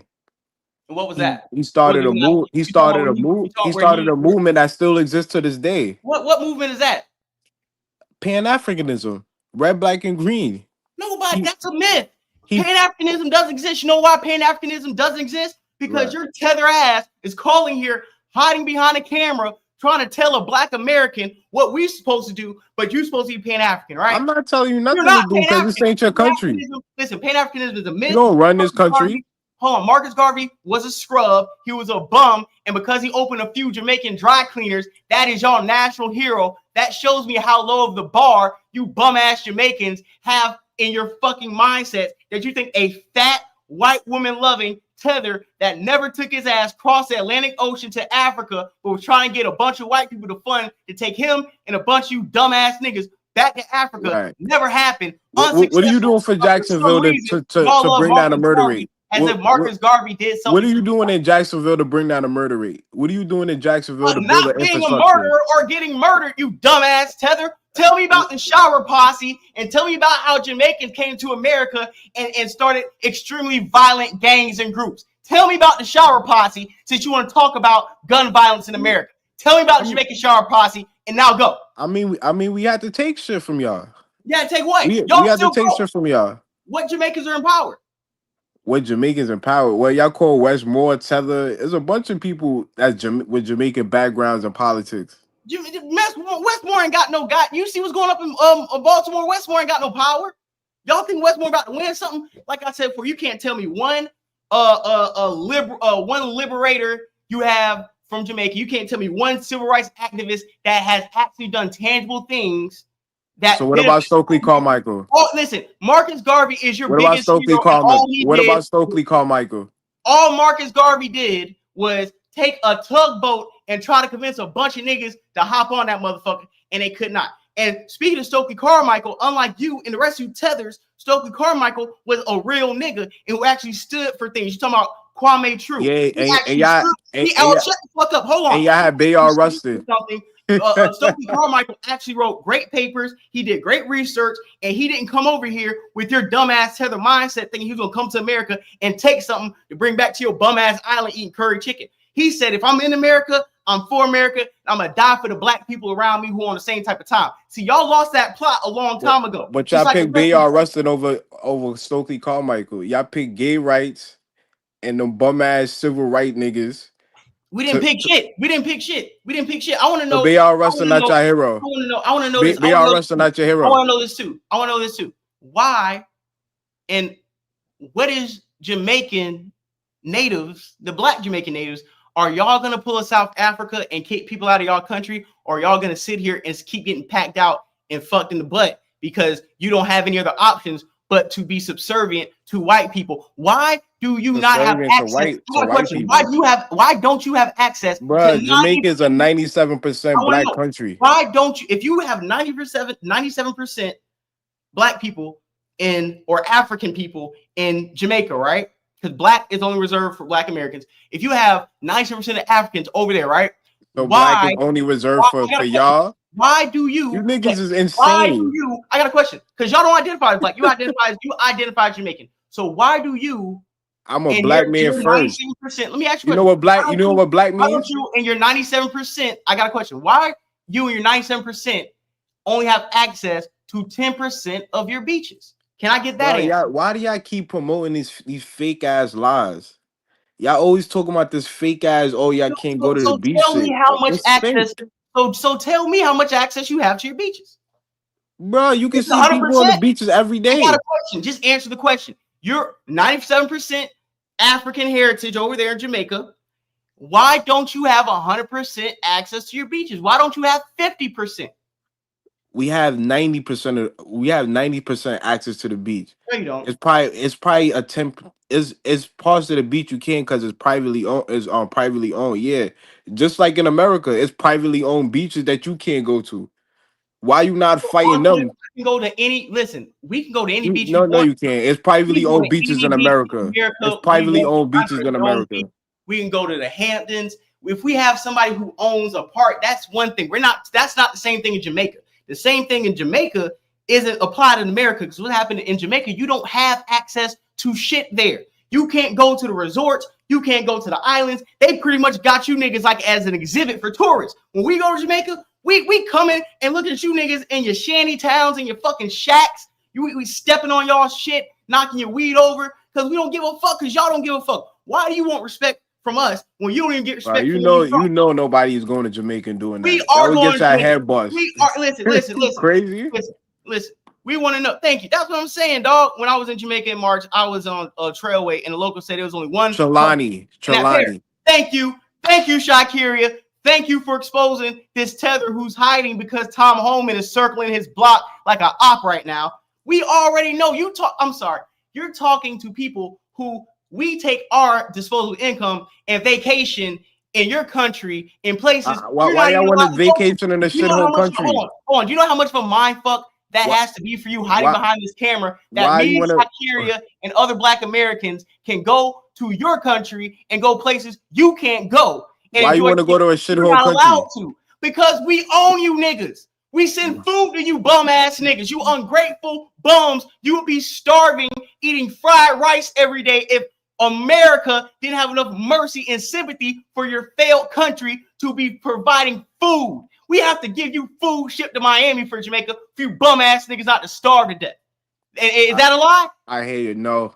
Oh, so how y'all get your food? Tell me how you get your food. We grow our food. Tell me how you get your food. Import it. We grow our food and import it. How much is imported? And is that really a flex? Jamaica's not bigger than any city in America. Is that really a flex? Jamaica's so great, right? Tell me how much food you guys grow versus how much food gets sent in. I don't know, bro. I don't know, brother. I'm a U.S. citizen. I don't know everything about Jamaica. Hold on, I'll look it up. Are you a Jamaican expert, right? I'm not a Jamaican expert. I'm a Pan-African. No, you're Jamaican. I'm a Pan-African first. You came in here. Now you're African, right? Which one is it? I'm confused. I'm an African first and Jamaican last. Oh, wow. You're confused. I don't know what you. Nah, today you're African, tomorrow you're Jamaican. What you is next? What is the confusion? I'm a Pan-African. No, you're not. You're a tether. Look at this. Hold on. I'm gonna share the screen. Okay, Yankee. No, you a black-faced redneck. That's what y'all FBAs are. Black-faced redneck. Jamaica's total imports are valued at $7.59 billion. Not exports, imports. That means you needed this shit. You needed these minerals, fuels, distillation products. 2.4 billion. Vehicles, railway, over 600 million. Machinery, over 500 million. Look, main imports. Can you read, Tether? Because see, I'm not just talking out my ass like you Tether scared come up on screen. I already know y'all can't read past a cat in a hat and green eggs and ham, but luckily you got a Black American that's literate and that can actually tell you what happened. Look, Jamaica's main imports are out of 7 out of 10 of y'all can't read. What are your main imports? Can you read? Can you read this for me on the screen right here? I'm gonna highlight it for you so you can follow with your hand. I'm sorry, it's not cat in a hat. Now listen, I'll cash app you $10 if you can read one page on a Harry Potter book, motherfucker. But go ahead and read what Jamaica's main imports are. Something I already told you. Go ahead. Food, industrial supplies, parts and accessories of capital goods and merchandise and transport equipment. Can you read that first construction and construction material? Can you read that first one? Where okay. Okay, right. So like I said before, I was food right. And other consumer goods. So we were Is right. that a big flex? That is your main import. What's important to America? My point is this: Is your shirt made in America? If it wasn't your shirt made in America, you tethers would be starved to death. You can't access how much stuff America imports? Access your own fish that swim on your beach. You have to be told what you're allowed to eat, told where you can go, told where you can work, because you are still subjugated, and you motherfucking dumbasses think you're still British royalty. Okay. Because y'all that backwards. Y'all think y'all British subjects, right? Can I ask you a question? How much stuff is imported in America? You think it's food? You think it's the way it is for y'all? Because we actually grow our own food. We actually have local foods. Like we'll have local eggs. We'll have this was grew over here. These oranges were grew down the street from here. These watermelons, these blueberries. This cow was farmed over here, Wisconsin. The cheese is over there in Idaho. Potatoes over there in North Dakota. Like, what are you talking? Do y'all grow avocados? Do y'all grow bananas? We stole bananas from another country. We didn't ask Guatemala for bananas. We overthrew their government and stole their resources because that's what we do in America, just like we did to you. What about your electronics? What about your electronics and semiconductor chips? That's what I'm telling you. You, the banana motherfuckers, come get it back. Bro, I have no connections to Hispanics. Show your face and come get your lick back. Why haven't you got your lick back from Darby's Dose? Why haven't you got your lick back by them niggas shooting Bob Marley? And why haven't y'all got reparations? And why haven't y'all got reparations? Inspired and cosplaying 50s and 60s doo-wop groups, huh? Tell me about that. Why haven't y'all got reparations? We're getting reparations. That's never happening. We're already in the process. Who's gonna give y'all reparations? Tell me why you haven't got reparations from Great Britain. We're not talking about that. We're talking about America. You know why? Because y'all too pussy to even ask. That's what I'm saying. We have CARICOM. We have CARICOM. In the African Union. And what has Capcom done for the black diaspora, huh? Because y'all still don't have any resources. And we actually got reparations we actually got reparations from Britain. Extract the resource. You don't have reparations. You're still broke. I can show you. I can put I'm gonna put the link for you. I'm gonna put the link for you in the back. You came here to eat, right? Because you couldn't eat back home, right? Your parents told you couldn't eat back home. That's why you're over here, right? Yes or no? Now it's silent. Now it's silent. See, this is what I'm talking about. Now the tether can't talk. Now the tether don't want to show his face. This is what I'm talking about. Scared tethers hiding from ICE, calling in to get the show for Black America. But if white person on the screen right now, you want to have nothing to talk about. And now he ain't got nothing to say. He ain't got nothing to talk about. So if he ain't got nothing to say, 1, 2, 3, 4, 5. That's what I'm talking about, bro. That's what I'm talking about, bro. That's what I'm talking about. Bum ass tether. So if there's another tether wants to come in here and get cooked because I'm giving you facts and you tell me what you think. I didn't hit you niggas up telling you what I think. I'm hitting y'all up telling you what I know. So we're gonna share this tab and get back to these Mexicans getting packed out and getting put in headlocks. This is beautiful. Tom Homan, America First. Let's get it cracking.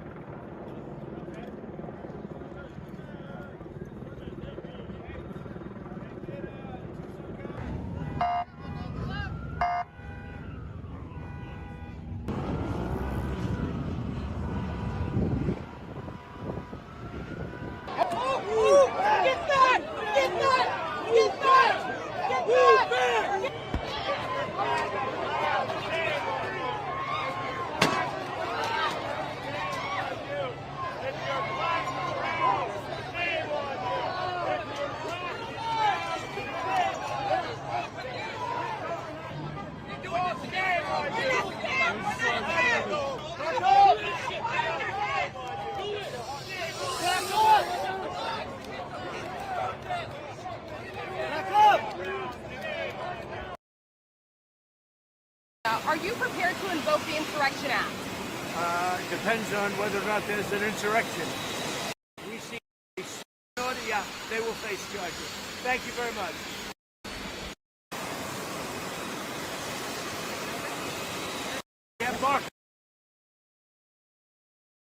And I'm gonna play some big Donald Trump talking. You see what I'm saying? We got Big T, Big Donald Trump, speaking. I guess he just landed down there and he giving some of you bum ass tethers some more work, kicking y'all back in y'all ass and reaffirming everything I'm telling you. Time's up, is up. All that model minority shit, all that. Hey, I'm in Jamaica. I'm talking crazy Black Americans, and I'm in Jamaica. Listen, we just seen Jamaica hiding out like Anne Frank couldn't turn his camera on and tell us where he was because he's afraid Tom Homan and ICE coming through. It's like the Holocaust 2.0 for these niggas. Let's go ahead, man. And I said, come on, let's go see the fake news and enjoy ourselves. Get a couple of nice questions. How are you? Who would like to ask a question? Mr. President, on California, are you prepared to invoke the Insurrection Act? Depends on whether or not there's an insurrection. No, but you have violent people, and we're not going to let them get away with it. Even if you don't plan to invoke the Insurrection Act, do you plan to send troops to Los Angeles? What? Even if you're not planning to invoke the Insurrection Act, do you still plan to send troops? Well, we're going to have troops everywhere. We're not going to let this happen to our country. We're not going to let our country be torn apart like it was under Biden. What's the bar for sending Marines to The bar is what I think it is. I mean, if we see danger to our country and to our citizens, we'll be very, very strong in terms of law and order. It's about law and order. On the table, sir. Secretary Heck We're going to see what we need. We'll send whatever we need to make sure there's law and order. Mr. President, do you foresee those protests spreading to other cities, Chicago, New York, for example, in the next few days? Yes, we're going to be watching it very closely. And when they spit at people, you know, they spit. That's their new thing. They spit, and worse, you know what they throw at them, right? And when that happens, I have a little statement. They say, they spit, we hit. And I told them, nobody's going to spit on our police officers. Nobody's going to spit on our military. California officials could face federal charges if they stand in the way of the deportation, something that Holman may have suggested. If they stand in the way of law and order, yeah, they will face charges. Thank you very much.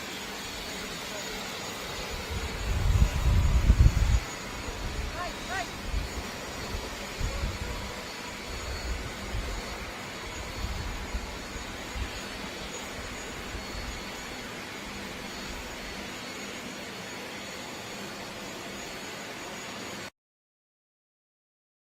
Back to that, you see it here on the video behind me. You're going to see it on social media for days to come. Violent clashes between anti-ICE protesters and police taking over the streets of some parts of Los Angeles, especially in that downtown LA corridor. This is what the scene looked like in different parts of LA County. You see the fires there. You see plumes of smoke. This is in the middle of the street in some places, underneath street lamps, next to buildings in places. A lot of cars engulfed in flames, and a major headline getting the attention of the White House. We also saw this. You can see demonstrators throwing items, that's a street sign, down onto the CHP or the California Highway Patrol there at Alameda Street and Union Station. Those police vehicles destroyed by pelted rocks, electric scooters, street signs, and other projectiles right off of that overpass and down onto the streets. And then the situation grew to what a lot of people are calling a freeway face-off. National Guard troops, and there you see them with tear gas, or what's thought to be tear gas.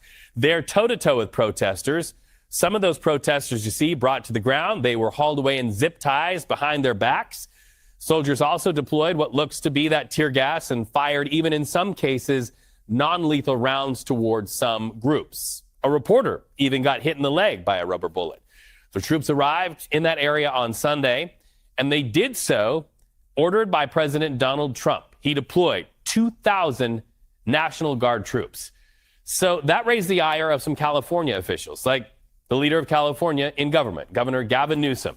Also Los Angeles Mayor Karen Bass. Both of them urged President Donald Trump to rescind that order. Listen. No, my disappointment is I've been talking to the federal government for days. I was hoping to prevent this situation from happening. I was trying to encourage the administration that if they deployed the National Guard in Los Angeles, it would create a sense of chaos. It's the last thing our city needs. Our city is still trying to recover from the wildfires. And you just think about how so many people were impacted by that. And that's an example of where the administration was helpful. And to go from that situation to where we are now is just really tragic. And I think it's so unfortunate. It's the last thing Los Angeles needs. Donald Trump has created the conditions you see on your TV tonight. He's exacerbated the conditions. He's, lit the proverbial match. He's putting fuel on this fire ever since he announced he was taking over the National Guard. An illegal act, an immoral act, an unconstitutional act, and we're going to test that theory with a lawsuit tomorrow. All right, so you heard it there from Governor Newsom and also LA's Mayor Karen Bass. Well, moments ago, the counterpoint. President Trump responded to Governor Newsom on his way back to the White House from Camp David. This is what he had to say. Gavin Newsom he's daring Tom Homan to come and arrest him. Should he do it? I would do it if I were Tom. I think it's great. Gavin likes the publicity, but I think it would be a great thing. He's done a terrible job. Look, I like Gavin Newsom. He's a nice guy, but he's grossly incompetent. Everybody knows. All you have to do is look at the little railroad he's building. It's about 100 times over budget. We're putting a flagpole over there. Under budget. I always do under budget.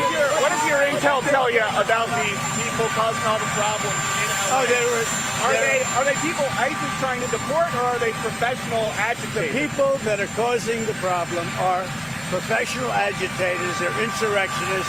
They're bad people. They should be in jail. Thank you.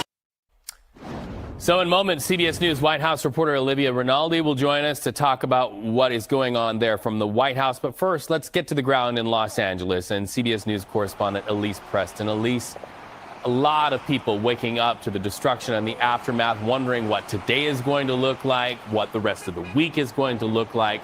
You are there in the communities where people are talking. What does it look like today, Elise? Well, you can see it right here in the heart of downtown LA, Reed. We are actually right on that overpass where you were showing images from earlier in the week or earlier in the weekend. And you can hear that traffic that is going. This traffic was stopped, as you were showing earlier, because protesters made their way not only on this overpass, but down to the 101, that major freeway here in downtown Los Angeles. But just behind me, you can see that some police vehicles are blocking off right here.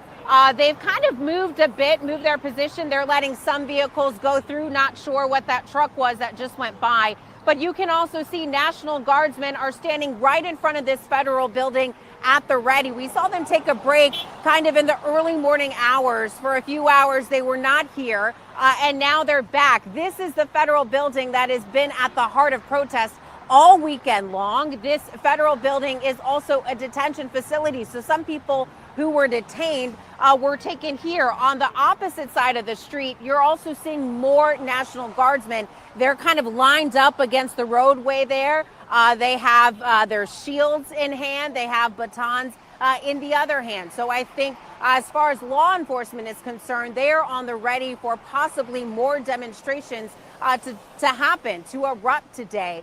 For the most part over the weekend, the demonstrations were peaceful. And then at some point, they would take a turn. So we were down here yesterday afternoon when that pepper spray was being deployed, when those rubber bullets were being deployed. You showed that reporter, that Australian reporter who was here in LA, and she was hit by that rubber bullet. I was actually standing next to her. We were right in front of the federal building. And then within about 15 minutes or so, we got separated in the crowd as we were in the mix. And that's when the rubber bullets deployed. I myself jumped into our news van to take cover, because in those moments, it would just happen kind of sporadically. It would happen, things would be peaceful, then all of a sudden something would erupt. And our photographer. I'm going to pause this really quick because, like I said before, this whole show, and this is why we had all these bald-headed tethers who hiding out and can't show their face on stream because Tom Homan's circling a block like the ops right now. He's spitting the bins on these niggas. So I want to give some more context to why Black Americans and Black people, we gonna mind our business. We're gonna mind our business because we're Americans, and nobody can deport us back to Alabama or Louisiana or Arkansas. So let's go back and talk about the root of why us niggas ain't about to do nothing. Throw something on the grill and barbecue and say, hey, we told you tethers what was going to happen. So guess what? Fight the government. Don't fight us. There was some ICE raids, and it seems like there's been some coordinated efforts to put some agitators out on the streets. I don't know if it's some left-wing donors. I don't know if it's some Soros-funded thing. I don't know. I'm not going to put the tinfoil kufi on. But a lot of these ICE raids and these immigration raids, you got some people who are trying to push back a little bit. And out here in LA, It was damn near a little mini riot downtown where people were pushing back against some deportations. Some of the ICE officers, I think they went into a warehouse, and then the owner of the warehouse locked the ICE agents in. Then the police and the FBI had to come, and you had all of these masked people kind of destroying property downtown. Then the police came out with the riot gear. I don't know if they arrested anybody because people are saying that um, polarization around immigration policies, with this public confrontation, and we're seeing some more public confrontations, will that harden political lines around immigration, not just in LA, but just all over? Should we expect more visible street level battles between some of the pro-immigrant activists and law enforcement? Are the politicians going to be forced to take clearer sides on this? Are we going to see escalation of federal vocal versus local tensions? Will these escalations continue between ICE and some of these sanctuary city type folks? Is this going to provoke some kind of future legal and jurisdictional justification on who's going to control law enforcement and their priorities? Because again, people are saying that Karen Bass has given the word, and this is a very liberal city, Los Angeles. They're saying she's given the word. Is that going to really sway public opinion against what's going on? Is this going to be a catalyst for new immigrant rights coalitions? I saw one video, some black dude, I think he was a teacher, and he was talking about all the Hispanics at the school he teaches at, and he's talking about Hispanic people getting gaffled up by ICE, and he's all crying. Okay, this nigga must be married to a Mexican woman or something, the way he acting. What the hell you crying for, Negro? It did wrong. ICE that came, got all these people. This ain't it. ICE getting all these people and taking them away from her. Why ICE doing that? I don't like it. Man, what you crying for? Really, brother? What you crying for? He must have took his little senorita. They done took some pussy away from this nigga. Yeah, you all that emotionally invested. Yeah, damn, man. But listen, what's going to be the future of this thing? What's going to be the future? See, look, this thing ain't really working out. I'm gonna get some calls in a minute. I'm gonna get some calls. I see people want to get on. This thing it's not really working out. The optics ain't working out like they wanted to. It's not like, they always try to compare stuff that they're doing to our civil rights movement. This ain't really got it popping like our civil rights movements. And I'll use the one in the 60s as an example. This ain't really popping off like that because there's not no real balance. It's a few reasons why this ain't popping off like they wanted to pop off. See, back in the 60s, there was a balance. The uprisings were effective because there was a strategic balance between the moral spokespersons and street pressure working in tandem, working together. See, these ICE raid riots and protests, it's not going to work out like that because there's some inherent flaws. Number one, with these illegal immigration advocates, there's no unified moral leadership. See, our movement, civil rights movement, we had clear moral figures. We had Dr. King, Medgar Evers, just so many, Malcolm X. And they gave direction, messaging, and legitimacy to the movement. These immigration protests, there's no recognized grassroots leadership. I mean, who's the grassroots leaders in this thing? The only people speaking up are politicians, and that's coming from the corporate sector. Those are corporate interest people.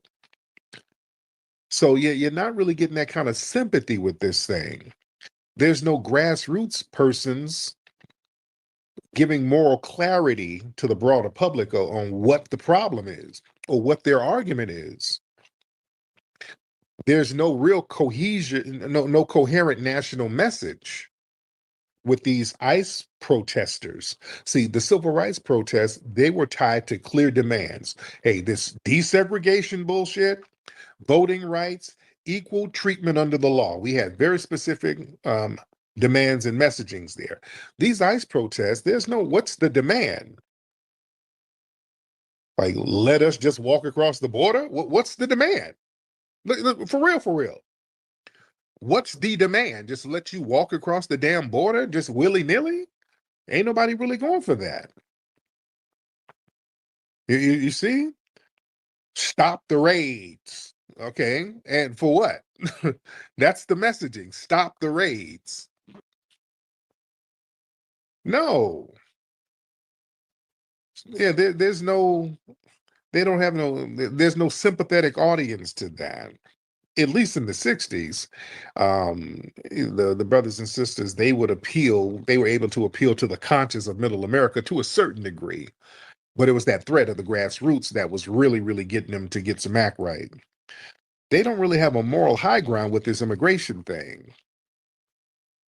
Yeah, do y'all hear my dog back here snoring, my big fat ass dog? But look, with these immigration protests, hold on, I gotta put these dogs out. My dog's over here sound like a grown nigga who just got off work. Hold on. What's up, Juicy? I see you down there. Zulu, hop on in, Zulu. All right, Zulu bounced. Okay, well, don't ask to get on. All right, let's get Dr. No. Dr. No in here. Dr. No, hop in. Dr. No, Dr. No, Dr. No. Come on, man. Don't raise your hand if y'all don't want to get on. Hello. What's on your mind, Zulu? I'm seeing you still got on the same suit. I've been wondering, did you use the FBA donations to buy that suit from Banana Republic? No. Or what? No, I used all the FBA donations. I use that money to dry clean the gorilla fur off your jeans. Dressed like a bellhop. The nigga dressed like a bellhop. No, dude. I use that to get all of the cheetah sweat off your trousers, nigga. All right, let me get some more people in here. Now, you keep how just like when I was running my show on the platform, right? We are talking about the immigration protests and giving people information and running live video. And then what do we see? Same thing in Tariq Nasheed's conversation, same happened to mine.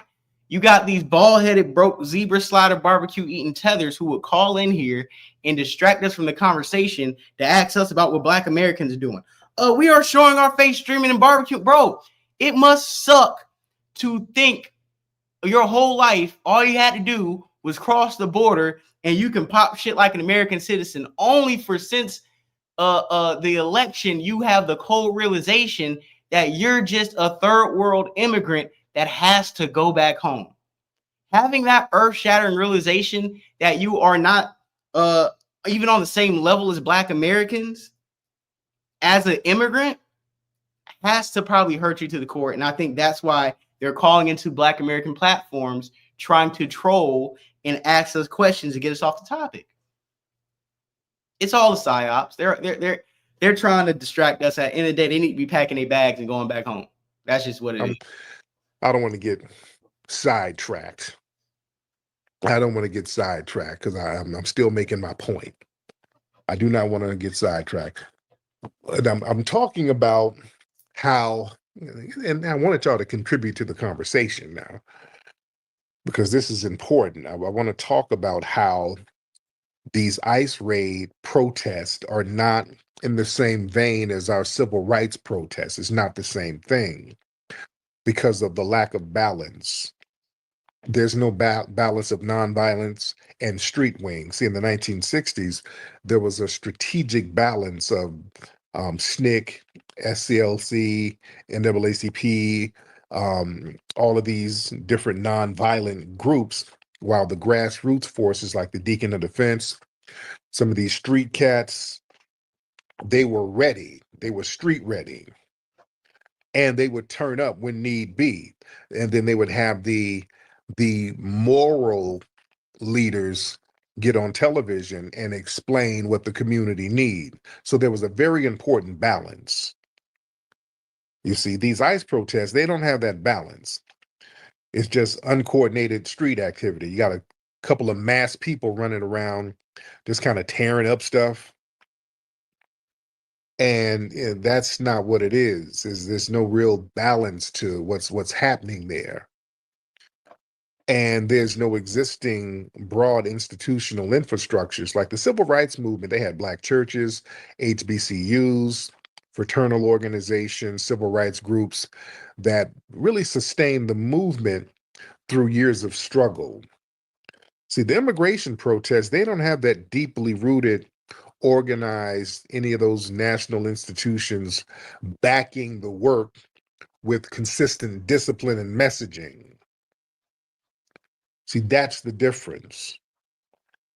And, right now there's a lot of public fatigue and politicized framing. See, in the 1960s, the media coverage showing the brutal repression of Black nonviolent protesters, see, that built international sympathy.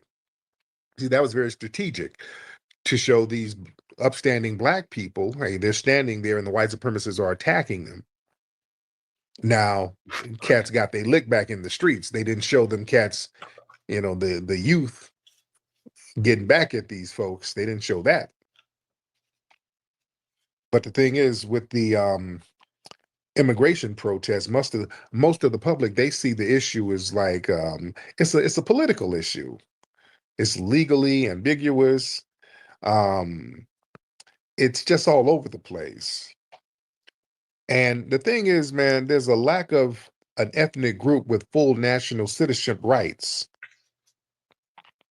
See, foundational Black Americans, we were citizens fighting for our full constitutional rights. So that made our cause legally and morally clear. These people in the immigration protests, they're undocumented and they ain't citizens. That's what I wanted to speak on too. Where, like I said, we got people coming in here asking us what we gonna do or what we got.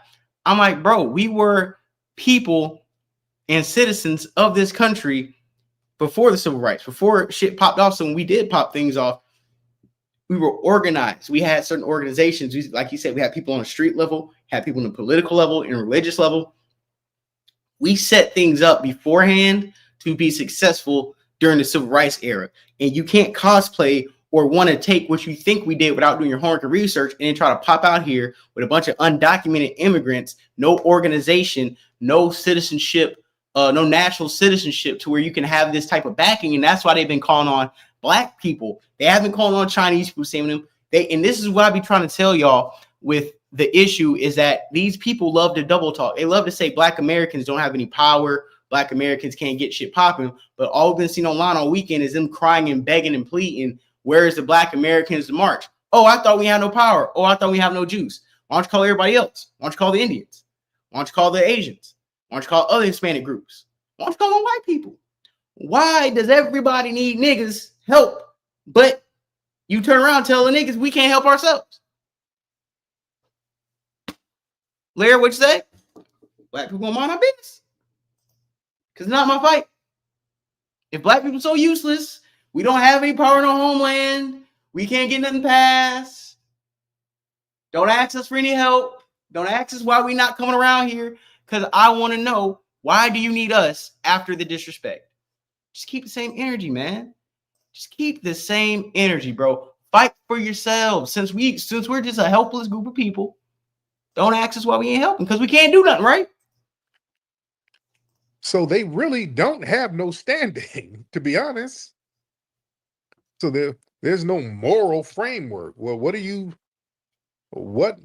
it's like, just let me walk up in here and use all your resources. Okay. You don't really have a moral ground. What's your argument? For real. What's your argument? There's no moral ground at all. Just let me mosey across the border. You don't know who's coming over here. We don't know who's coming over here. These immigrants come over here and be killing people and all. No. And then go back. No. Man, there's been some South African couple got into it somewhere on the East Coast. He killed his South African wife. Man, come on, man. This white dude killed the South African woman. Yeah, come on, dude. Come on. These dudes come over here, these Venezuelan immigrants come over here and they're taking over apartment complexes and they're gunning down people. They didn't kill a few sisters in the South. It's all over the place. No, this ain't really working like they want it to work. It looks hostile. It looks like an invasion. Hey, the messaging is let us come over here and do stuff to you. Yeah. Yeah, they don't, that's another thing. These pro-immigrant people, they don't really have an MLK or Malcolm X type of voice to unify. See, in the 60s, we had King, Malcolm, we had so many phenomenal people who could speak. When I'm pause again, when I was arguing with the Jamaican tether who was talking about Marcus Garvey, unsuccessful cruise ship back to Africa, I'm like, bro, y'all don't even have, like, you don't even, you other groups of people haven't even developed your own civil rights leaders to be the face or the negotiator for your own rights. You like to look at ours and laugh at who we got, what we got, and you have had over 50 years to recreate your own version of Martin Luther King, of a Stokely Carmichael, of a Malcolm X, you know what I'm saying, of a Fred Hampton, you know what I'm saying? And instead of doing that, you sit here and cry and become unorganized and think we're gonna carry water. It's not happening, bro. Tariq Nasheed saying pretty much what I was trying. Really across class lines, across regional divides, and they could kind of control the national narrative. There's no grassroots unifying voice that exists for this immigration movement. It's fragmented among corporations, NGOs. It's just all over the place. There's too much media manipulation. See, the civil rights movement, they had time to frame the message before the media could distort it. So these ICE riots are instantly politicized. And immigration is already a deeply polarizing issue. Yeah, see, civil rights appeals, that could unify a broad spectrum of Americans who really believe in fairness and equal treatment. Immigration, that's an issue where, people just simply disagree about the scope of open borders. People just don't want open borders like that. So the civil rights movement, it succeeded. It was more disciplined. It was multi-pronged. It had clear leadership, institutional backing, moral authority, strategic use of street pressure. Yeah, see, this current ICE riot stuff that's going on, it's just, it lacks balance, it lacks cohesion, no real narrative control. And then people out here just tearing up shit, and it's like, okay, that's not, okay, you want us to let y'all over to tear up more shit? You understand? Is this, we got Bushmeat Barrister in here. Let's get Bushmeat. Bushmeat Barrister, hop on in here. He's an immigrant. Let's hear from one of their fellow immigrants. Bushmeat. Yeah, yeah. What's up, Tariq? You're all wrong. First off, you said that there was no leader um, for the immigrant movement back in the day when immigrants were fighting for each other. There was a name. I'm pretty sure you heard of his name. His name is Cesar Chavez. He was one of the main voices for immigrants during that I'm time of talking the about civil rights now. era. You're missing the point. I'm talking about now, You're dude. talking about leaders of the past as well. I'm talking about So, now. I'm talking about now, you idiot. I'm talking about but the other now. I'm talking about right now. Who's the leader now? You be missing the point. Well, I thought you had a high IQ. I do, but No, the other thing is that Dr. Claude Anderson no, specifically. no. Now, you're not going to sit here and just talk all willy-nilly. No. Now, right now, with all of these immigration protests, who's the leader right now? Who are the leaders of the current I didn't movement? ask you that. I asked you who's the who's the leader? Who's the leader of the immigration thing right now? pause this again. I'm gonna pause this again because I like same thing I was asking a Jamaican nigga. I'm like, bro, who is y'all Jamaican revolutionary? Nigga went all the way back to the Book of Job and said Marcus Garvey, the nigga with the failed cruise ship. The points make itself. Ask a Colombian tether in a shanty town what black revolutionary they had to get their lick back. They don't have any. None of these people have revolutionaries in their own homelands. That's why they come to America and talk crazy to us, knowing they ain't got nobody to look up to back in their home country. That's my point. I'm going to stand on that. And the rest of you niggas need to understand what he's saying. What I'm saying is this. Stop trying to critique or speak on Black American shit when you niggas haven't accomplished a tenth of what we did 50 years ago and what we still doing now. Y'all playing catch up. There doesn't need to be a leader. Well, then it's all over the place. That's why it's all over the place. Nobody's arguing anything What the hell do they want? What do y'all want? Again, I'm going to talk about Dr. Claude. You ain't gonna deflect, Tether. This is what I'm saying. This is why they about to roll the National Guard out. This is why they're getting your family up out of here. What the hell do you want? What are you out here protesting for? Go, just real simple. Y'all can't really articulate it. Basic civil rights, humanitarian rights, the ability. No. You get civil rights in your homeland. You're not. No. You're not a citizen here. If you came over here illegal, every person. No. If you come over here, you're not afforded any rights just because you moseyed across the border. You're not a citizen yet. Every person, regardless of their citizen. They're what? Come on, get that phone, Janky. Hold on. Go ahead, Bushmeat. Every single citizen, whether they're like every single person who lives in the United States of America, the USA, they are entitled to civil, basic due process.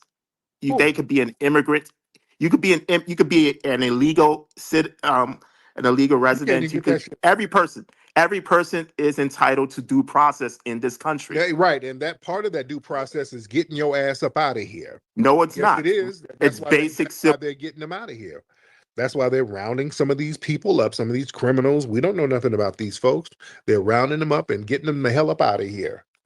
Dr. Claude Anderson also said that Black people are next, that Black people are going to be shipped back to Africa. That's what he said, that because Black people are not the biggest non-producers in this country. Ain't nobody about to get shipped to no Africa. How are we going to get shipped to Africa? That's what Dr. Claude Anderson said, because Dr. Claude Anderson said that. Explain how they're going to do that and where in Africa. Where? Somehow, some way. Okay, that's just Black. They are going to find a way to ship Black Americans back to Africa because Black people in America do not produce. How?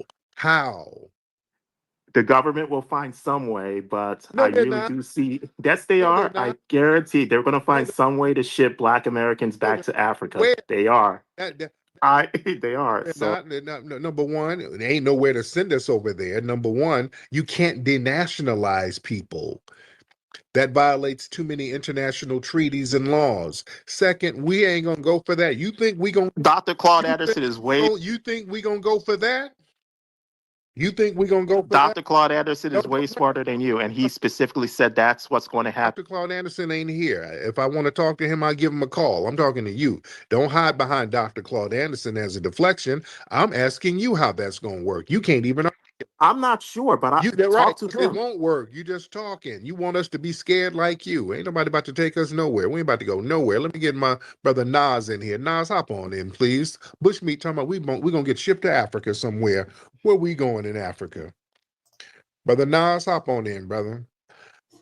Yeah, he crazy. But I just wanted to pop in, Tariq, and let you know, he's talking about Cesar Chavez. Cesar Chavez was against illegal immigration. So I don't know what the hell this guy is talking about. You know what I'm saying? So I just wanted to let you know that he was against it. So damn, Bush, yeah.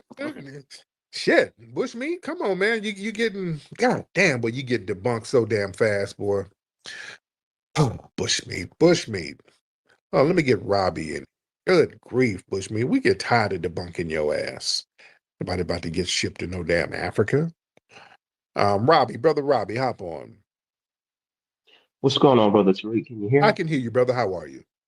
Yeah, it goes back to what you're saying, which is why these protests are failing, because there was authenticity, just like with our music. You can feel our passion, and we actually have a righteous cause, and we don't, take a day off when it comes to standing up for justice.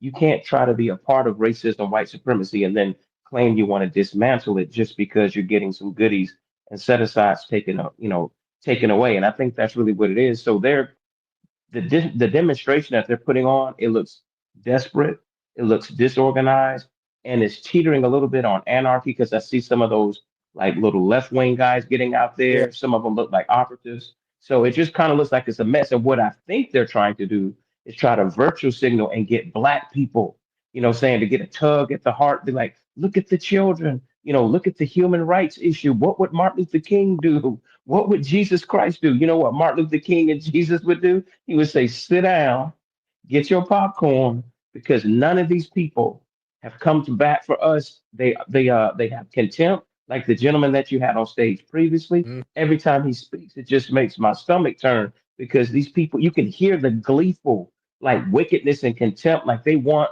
to drag us down when we've opened the door for so many people. So, like I said, everybody wants to be a part-time minority to get full-time benefits. And when it comes time for literally the blood, sweat, and tears and moral equity that our people have put into this, to the fabric of this country, that's something that can't be contested. So they're going to have to, in other words, they're going to have to, like you say, have their leaders. They're going to have to step up and pay the price for freedom if they want it. They're not going to get us to just do it and they can just benefit from from all of our hard work and all of our sacrifices. And I'll land my My plane. man, I appreciate you, Robbie. Yeah, the Bushmeats and these people trying to scare us into going along with this nonsense. I'm gonna pause it again because just like he said, just like the caller said, and like Tariq saying, bro, we have family members who died for our liberation. We have family members who they were not afraid to die. A part about being Black revolutionary and somebody who's putting boots to the ground is death is imminent. Death is almost guaranteed. We're not afraid of that. We don't care. We will die about this shit. That's why they ain't fucking with us. Niggas gonna die about this shit. Niggas ready to go. We already know what this country is.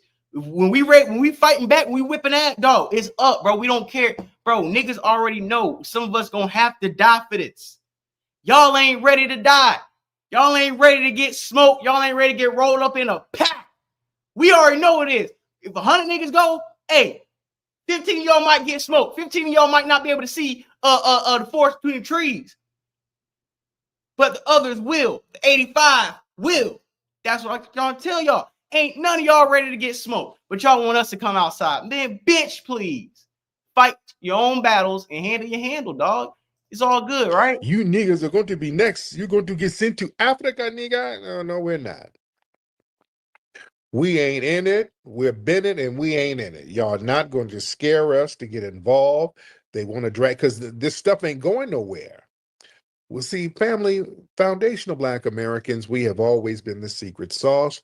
Don't none move till we get involved in it. Don't none have no legitimacy until we get involved in it. Don't none have no moral ground or no moral standing until we get involved with it. That's why they always want to drag us into their mix, and we are good right now. We done too much for everybody. It's okay for us to sit our asses down and let everybody else handle their business. It's okay. Because see, the thing is, we've done too much for folks to the point where it's taken for granted.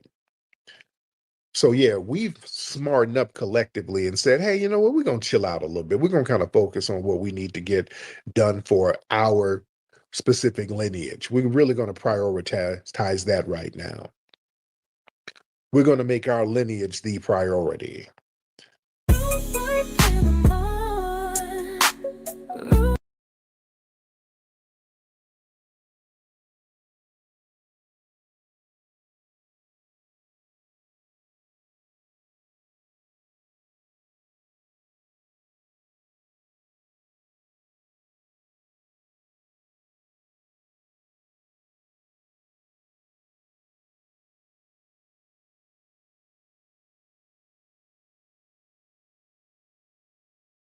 Damn, I've been muted this whole time. My bad. God damn, I gotta check if I was muted. My bad.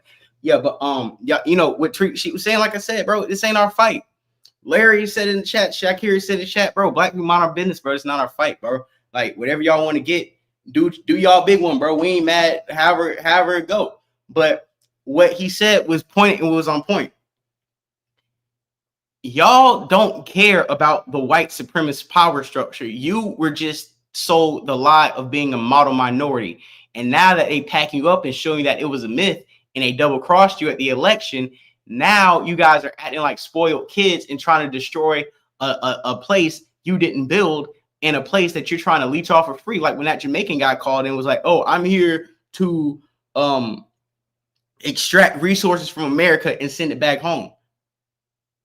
I don't care if you were a Klansman or a Black Panther and y'all hate each other. One thing y'all hate more than each other is somebody that ain't even from here, ain't even die here, don't got no family lineage or no history here, trying to be the third player on a two-player game called America. This is a two-player game in America. Blacks and whites. Something else?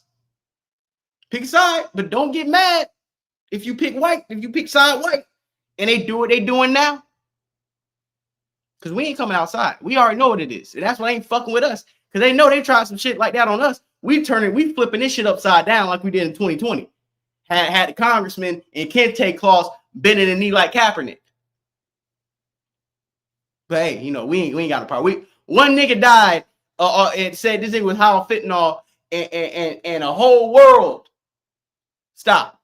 When we gave a fuck. But when we don't, hey man, get your ass whooped, bro. It's free ass whoopers going around. And y'all thought me and Tariq Nasheed going crazy. I'm going to put on my Chicago brother, Minister Jack. I'm going to have him talk to y'all crazy because apparently y'all think it's a game. And that's cool. Think it's a game. We know better though. The fuck didn't you stay? So we're going to talk about this, man. Right now, the Mexicans are shutting down LA. They starting the LA riot. You know, and they're going to war with ICE. As if they're going to win. As if they're going to win. You know what I'm saying? Like, people got to understand, America is the most powerful country. The only reason why you can protest here is because they're not killing your ass. See, in other countries, when you doing all this throwing rocks and protesting and doing all this crazy shit and they tell your ass to go home, and if you don't adhere to that, they start killing your ass. You know what I'm saying? See, America has a compassion, you know, that not even Mexico has for y'all ass. You know? But, and you are the most confusing people to ever protest. You are, right now, what's going on is we got the Mexicans in LA are protesting against ICE for people who illegally came over here to be deported back home. And while they're out there, they're waving the Mexican flag, which is dumb. They're waving the Mexican flag while protesting people getting sent back to Mexico. So if Mexico was so great, why are you mad that they're sending your people back to paradise? Nigga. You're dumb. Nigga. Bro, we saying the same shit. I'm pausing this. Bro, this is what I'm saying. We saying the same thing right now, bro. Like, you can't sit up here and try to fight not to go back to somewhere you got so much pride for, man. And me and Jap on the same time where it's like, dog, like, we're just honestly confused. What shouldn't y'all be burning the Mexican flag and like standing by America? I'm just asking a question, man. I'm just asking a question. And then on top of that, we still got some more stuff. Like I said, man, I'm keeping it a buck, bro. I'm keeping it 1,000 with y'all. Let me put my, you know, right here. I'm gonna keep it a buck with you guys, bro. All right, let's keep it honest. I voted for the ICE raids on the factory stores. You know what I'm saying? Like, I voted for the ICE raids in the restaurants, right? Like, let's stop the games. You know, I voted for the ICE raids in the churches. I voted for the ICE raids in the Home Depots, in the courtrooms. I want ICE to hit the courtroom in the middle of your goddamn shit. You know, if you're young, I need you to be in the ICE van. If you're old, if you're an old man, you're a woman, a child, I need all of you gone. I need every last one of you gone. I really do. I truly do mean that. I need all of you gone immediately. And I want to show you guys this, just for people who don't believe that Black Americans have had shit popping. I don't know if you guys can read it, but I'm reading it for you. Movements by Black Americans started. Abolitionist movement, Civil Rights movement, Black Power and Black Panther Party, Pan-Africanism, Black Lives Matter, reparations movement, Black arts, Harlem Renaissance, hip-hop culture movements, Black studies and Afrocentric education, freedom schools and SNCC, labor movements by A. Philip Randolph, land back farming uplift, the Nation of Islam and the Liberation Theory, womenist and Black church movements, Black Twitter and digital activism, which you're begging us to do now, Black-led uprising and riots, Gabriel's Rebellion, and these are slave uprisings. Gabriel's Rebellion, Nat Turner's Rebellion, Harlem Riot, Watts Riots, Detroit Riots, MLK assassination, Miami Liberty City riots. So that also proves my point, like I was trying to tell some of you tethers earlier, that y'all need to stop acting like we haven't started things that has spanned the diaspora, and stop thinking that the big white American myth that the white man woke up certain days of the week and said, we're going to start giving niggas their freedom from slavery, or we're going to give the civil rights. Everything we showed you as an uprising on this were violent uprisings. All this little uprising list right here at the bottom, violent uprisings. Violent uprisings.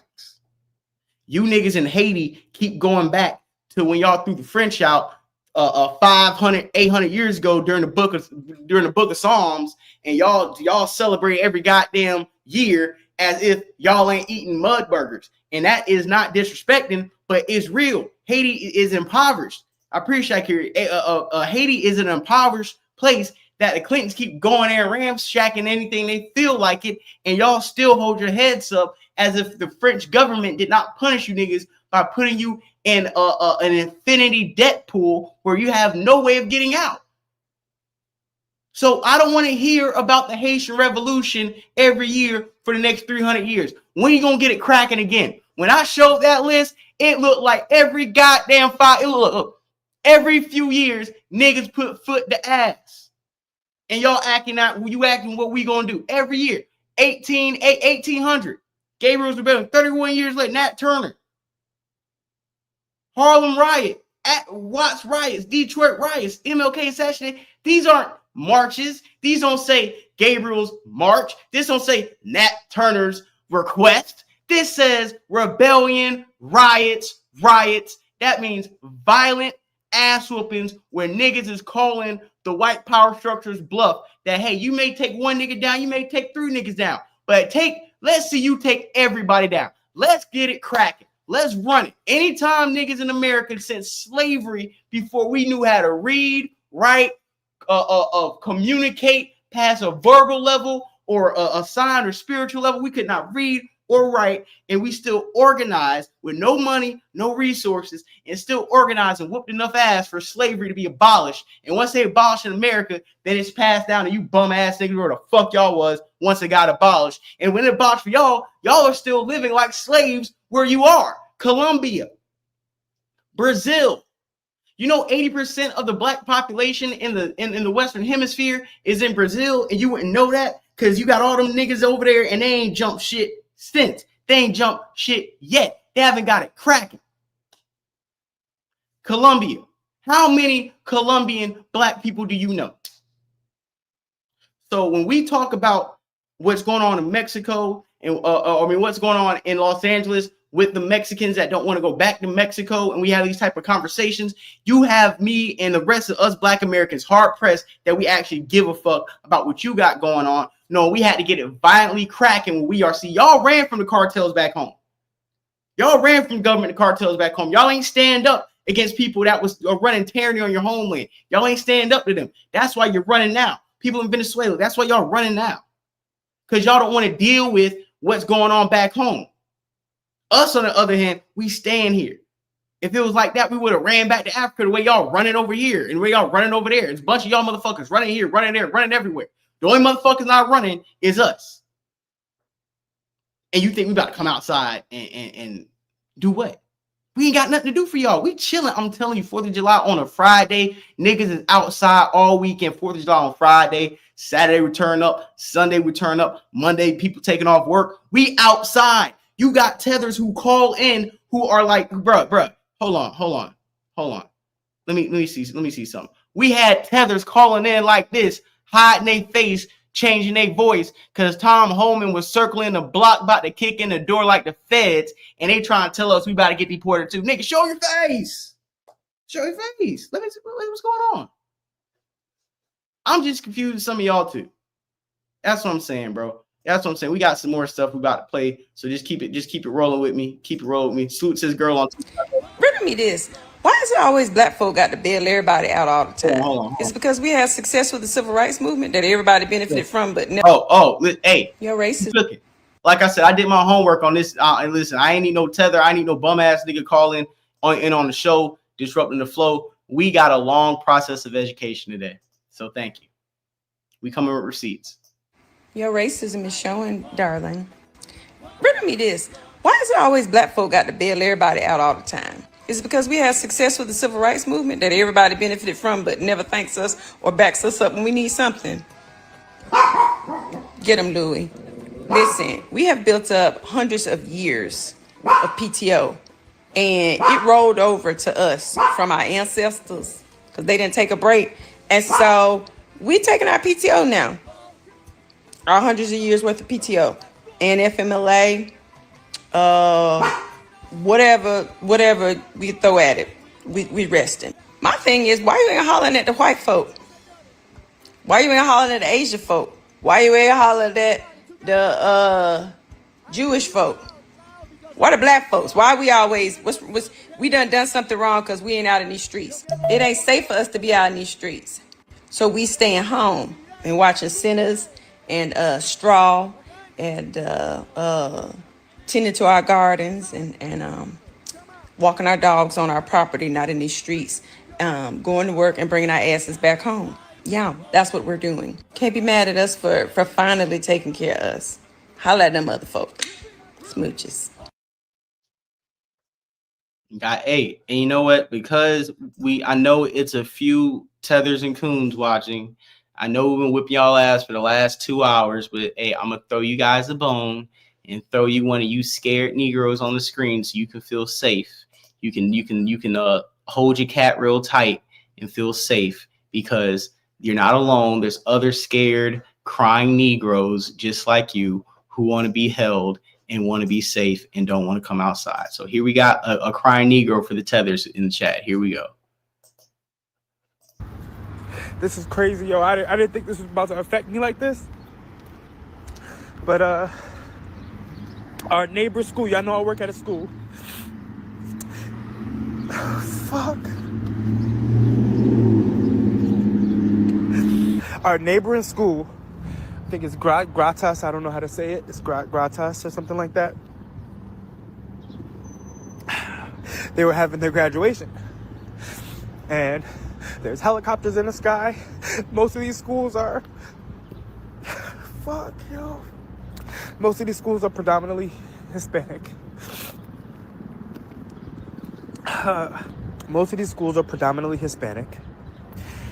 Gratas, I believe elementary, was having their graduation. And all of a sudden, a bunch of parents have to run out because ISIS is there. This is the story that I'm hearing. And, you know, our school goes on lockdown. Our principal, you know, tells us it's a drill, but we know it's not a drill. And, you know, I had to come outside. It's my break. We kind of got like off of a soft lockdown. And, you know, parents had to run out because they don't have papers, and they had to leave their kids because the kids do. What type of shit is this, yo? And then kids are freaking grabbing teachers and crying on their leg because they don't know if they're about to see their parents when they get home. What the fuck is this? And we voted for this shit?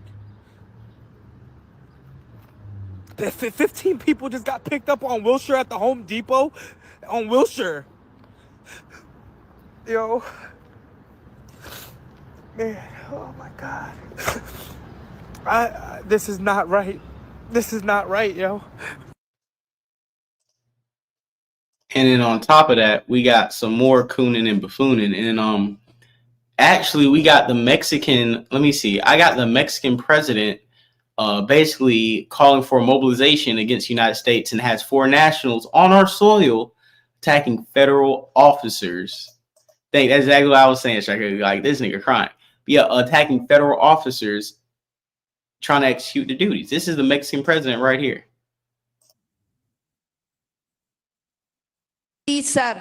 Porque no queremos que haya impuestos a las remesas de nuestros paisanos, de Estados Unidos a México, porque de ser necesario nos vamos a movilizar, porque no queremos que haya impuestos a las remesas de nuestros paisanos.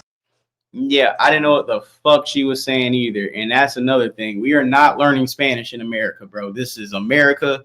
We not going to get bilingual. We not doing that. We respect everybody in their country and their heritage, but you're not going to force it on us. I'm sorry, you're not. Half of these niggas can barely speak anyway. Now you're about to put 2 lane. Come on now, dog. So, and remember this, guys. This was in Chicago. Let's share this. This was in Chicago doing when niggas was getting you know, the short end of the stick before the election. This was the Mexican community in Chicago. This is what they were saying to us. The same ones getting packed out by ICE. More money for you. You want it. You want it. No more money for you. Bye bye. Bye bye. Bye bye. Go back. Go back. No more money for you. No more money for you. It's lazy. You lazy. You lazy. No more money for you. Take your hands. You gonna run out again. More money for you. You want it. You want it. No more money for you. Bye bye. Bye bye. Bye bye. Go back. Go back. No more money for you. No more money for you. It's lazy. You lazy. You lazy. No more money for you. Take your hands off. Hey, a little different tone today. A little different tone today. And we're gonna put my nigga Jack back on for a few minutes, man, because I need him to keep cooking, because we cooking all day right now. Step up. Church gonna step up. You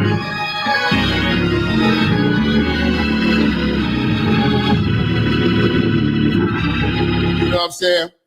Church gonna step up. You know, you think a bunch of tamale makers is gonna go to war with the American government?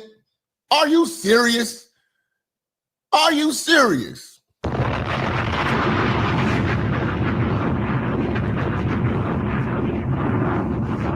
Like, let's cut it out.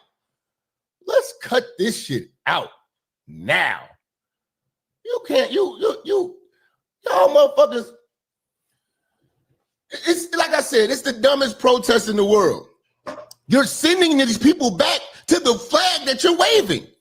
So what's the big deal? It's not like, I could understand if you was mad if they was deporting Mexican people back to, like, let's say Guatemala, or just throwing them down to Bolivia or something, or, you know what I'm saying? Like, sending them anywhere else but Mexico.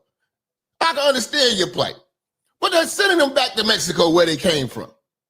And they know they came over here illegal. They know they came over here illegally.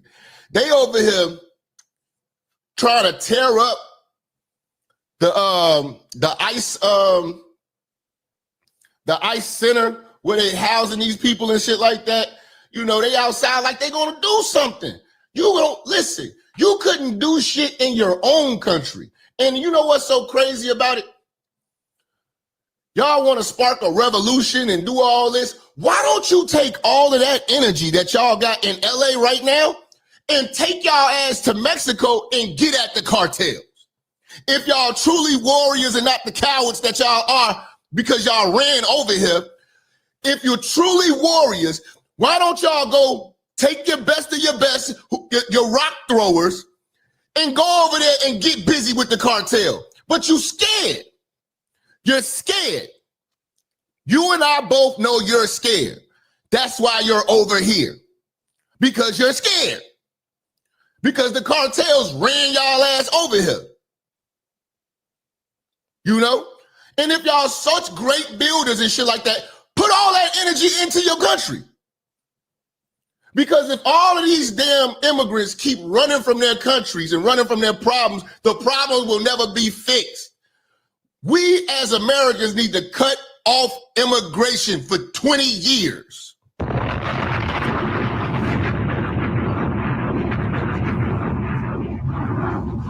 And the only way, and they listen, follow me, y'all. They need to treat immigration like college acceptance. Who remembers applying for to get accepted to college, for admissions to college? Who remembers that? If you remember the process, you had to have a certain GPA, and you had to write an essay, and you had to damn near interview. Whether it be over the phone or with a counselor, they had to see, and they had to send you a letter back and say, you're accepted. If we did that as a country, we would get the best of the best from every country. We don't need villagers. We don't need hillbillies. And here's the thing. All of these fake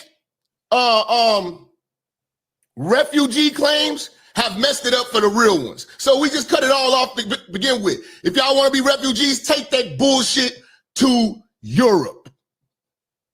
Take it to the UK. There's a whole world. There's a whole world where you can go. We can just say we cutting this off for 20 years. And I'm gonna pause that because I definitely agree. We do need to cut it off for like 20 years. We do need to cut immigration off at a certain point to where we can forcefully be America first and get our shit together, because you like, even with the door, I'm gonna keep it a buck.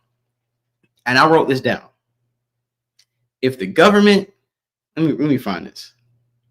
Because this was something I thought about, being somebody who's used DoorDash and Uber Eats a lot of times, right? And how much I kind of haven't liked it over the course of a few years, because it's not the same people. You know what I'm saying? It's not the same individuals. I felt like we're kind of getting starter job or kind of doing, you know, a couple of DoorDash and GrowHub like in between jobs to get your paper. That's how I know a lot of people used to get their paper up. But I was like, you know, ICE could do a lot of damage by investigating Uber Eats and DoorDash. What happens is an immigrant with a social security number creates an account and shares a login with a ton of illegals, typically family. They skim off the top. Huge scam that's been happening for years. And I'm telling you, like, you'll get your food and it'll be somebody who's coming to your door who can't speak a lick of English. Looks like they're lost. And you're like, dog, like, and it's been an influx of that in the last, since the Joe Biden got in office. Before 2020, I would order food. It would be 9 times out of 10, just like another American person, young or old. This might be their second job, third hustle, whatever's first hustle. It was a way for Americans, and this is why it was a great technology at the time, and it's exception because it gave Americans and people all over the world in their land and wherever they're from an alternative way to make money. And to be a delivery driver, to be somebody who picks up, and drops people off. Like, that was a whole economy that I felt like was a stability point for anybody who just needed that extra paper to survive. Not only have you stripped away jobs, and not only has the economy and the workforce slowed down, the most important kind of hustle Americans had was to do the DoorDash and Uber Eats and Grubhub. And now that has been cut. When we talk about, oh, they take the jobs Americans don't want. Okay, know what jobs the Americans want and they didn't mind doing was Grubhubs, Uber Eats, and other food delivery services and driving services. That's what the American public do. Those are the jobs we don't mind doing. Those are the modernized jobs that a lot of the young folks I know who probably was hard to get a job, and especially a lot of Black youth who couldn't get jobs as easily as some other people. They used to do a lot of DoorDash, Uber Eats, Grubhub. I know a lot of girls who used to do DoorDash and Uber Eats. I got homies who used to do DoorDash, Uber Eats, and Grubhub. Like I'm keeping it 1,000 with you, man. Like before 2020, even if you say even 2021 a little bit, but especially like before the pandemic, those food delivery service jobs was an American hustle. Was like, okay, if you ain't got nothing but a car, bro. Like that's why you see a lot of people ain't making it or ain't being able like to pay their stuff on time or coming up short, because bro, that little $30-$40 I could have got on a daily basis, okay, damn, rent due on the 31st, it's the 20th, things are kind of slow. Let me go, turn my app on, Walmart app, whatever. Just let me hustle up. So by the time rent due or time the car payment, insurance payment, child support, all these things you do, I got some bread to put up. I got a little side hustle I can always go back to as long as I got a car that's working. Now, like I said, not only have you took that from the single person, because we weren't sitting here, like if I was doing DoorDash and Uber Eats, I didn't give my brother, my mom, and my dad the account, and my sister and my niece, and we all ran off the same account. We didn't do it like that. You know what I'm saying? That's not how we got it done. You did it yourself, and you had your own account. These, like you said, these people are taking one account, having multiple people on it, running it up, skimming off the top. And it's like, you got us looking crazy. You have just stripped a whole resource of paper to get. And now you're trying to tell me they're doing the jobs we don't want to do. If you want to talk about some of them farming jobs, you might be able to have a point where you might have a leg to stand on. But I still do believe that even when you do have those types of situations, you still have to have not only the environment, but you still have to have, as far as like the farming and agriculture, you can probably, they say prison labor is slavery or whoop, whatever you want to call it, but you can go ahead and treat people better or pay higher wages. If you don't want to hire prisoners and pay them a fair wage to do some of the work that you have illegals do, or actually pay American citizens and give them a fair wage to do these jobs. On top of the fact, I'm not caping for any of these illegal immigrant advocates at all. But why are the illegal immigrants being the ones getting took up in ICE vans and deported, but we're not arresting and prosecuting the people who are hiring illegal immigrants? My main problem with all this, if you want to be fair, which I feel like I've been fair for the last 2 hours and 30 minutes, but one of the main points, one of the main sticklers I want to mention is, why aren't these businesses being punished, prosecuted, shut down for continuing to hire these illegal immigrants? Once they do an illegal immigrant bust somewhere, why are the people who own these jobs just walking away scot-free? But I only believe they're walking away scot-free is because I feel like they're incentivized to have these illegals are going to work. And then as long as we know that you are even hiring illegals, we're going to, it's like they're setting you up. Okay, you're going to keep working. I'm going to hire illegal. And I know one day ICE is going to come bust you guys.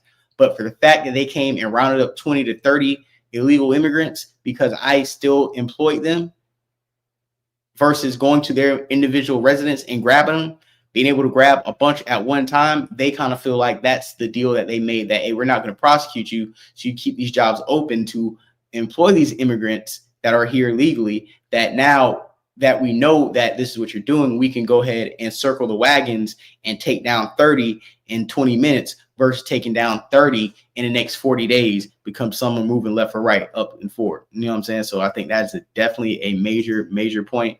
Back to Minister Jap Cooking. I'm playing for a little bit longer, and we're going to do a few more things before we wrap the show up. So here we go. Till we fix our shit. Because you come over here, don't even get acclimated with the culture. You don't even know the history. You don't even know the damn language.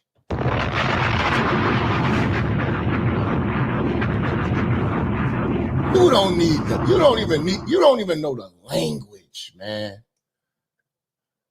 You know? Shout out to who else we got here, man? Who is Philip Funk, man? Shout out to everybody, man, showing love to the show right now. They say they aren't helping the cause by waving foreign flags around. Rest in peace, Brother Rance, man. Come on, man. I already know, man, Brother Rance, man. Let me see who else we got. Got Bronx King, man. We got Bronx King, man. FBI got the cell phone tower and data on everybody out. Okay. Dude, and here's the thing. The quickest way to get yourself deported is to go out there throwing rocks and fighting, you know what I'm saying, the country that you want to be in. This ain't, at the end of the day, you haven't thought this out because you got a tortilla mind. Wow. You got a guacamole mind. You can't, the tanks is coming out now. Fam, you about to feel the wrath of America. And this is why I told y'all we need to go to war with Mexico. We don't need Mexico as an ally. No. War. Flat out war. Fentanyl, all that, the drugs coming over here, we need to go to war. We need to go to war, man. You know? What is it? What do you say? Next hold on. God damn, I can't. Y'all know I can't see, man. It's in everything that they have of black folks, no. Do not go out there trying to help them. They have never. We don't need Mexico as an ally. No. War. Flat out war. Fentanyl community and the Mexican community is in a real fucking way. And LA people should know. And I'm looking at all the foolishness of black folks going out there trying to stop ICE for them. Bullshit. Let me tell you something. I keep telling you, black man, all of the laborers, all of those good jobs, it was black men that had they auto mechanic places. Black men that had roofing companies. Black men that had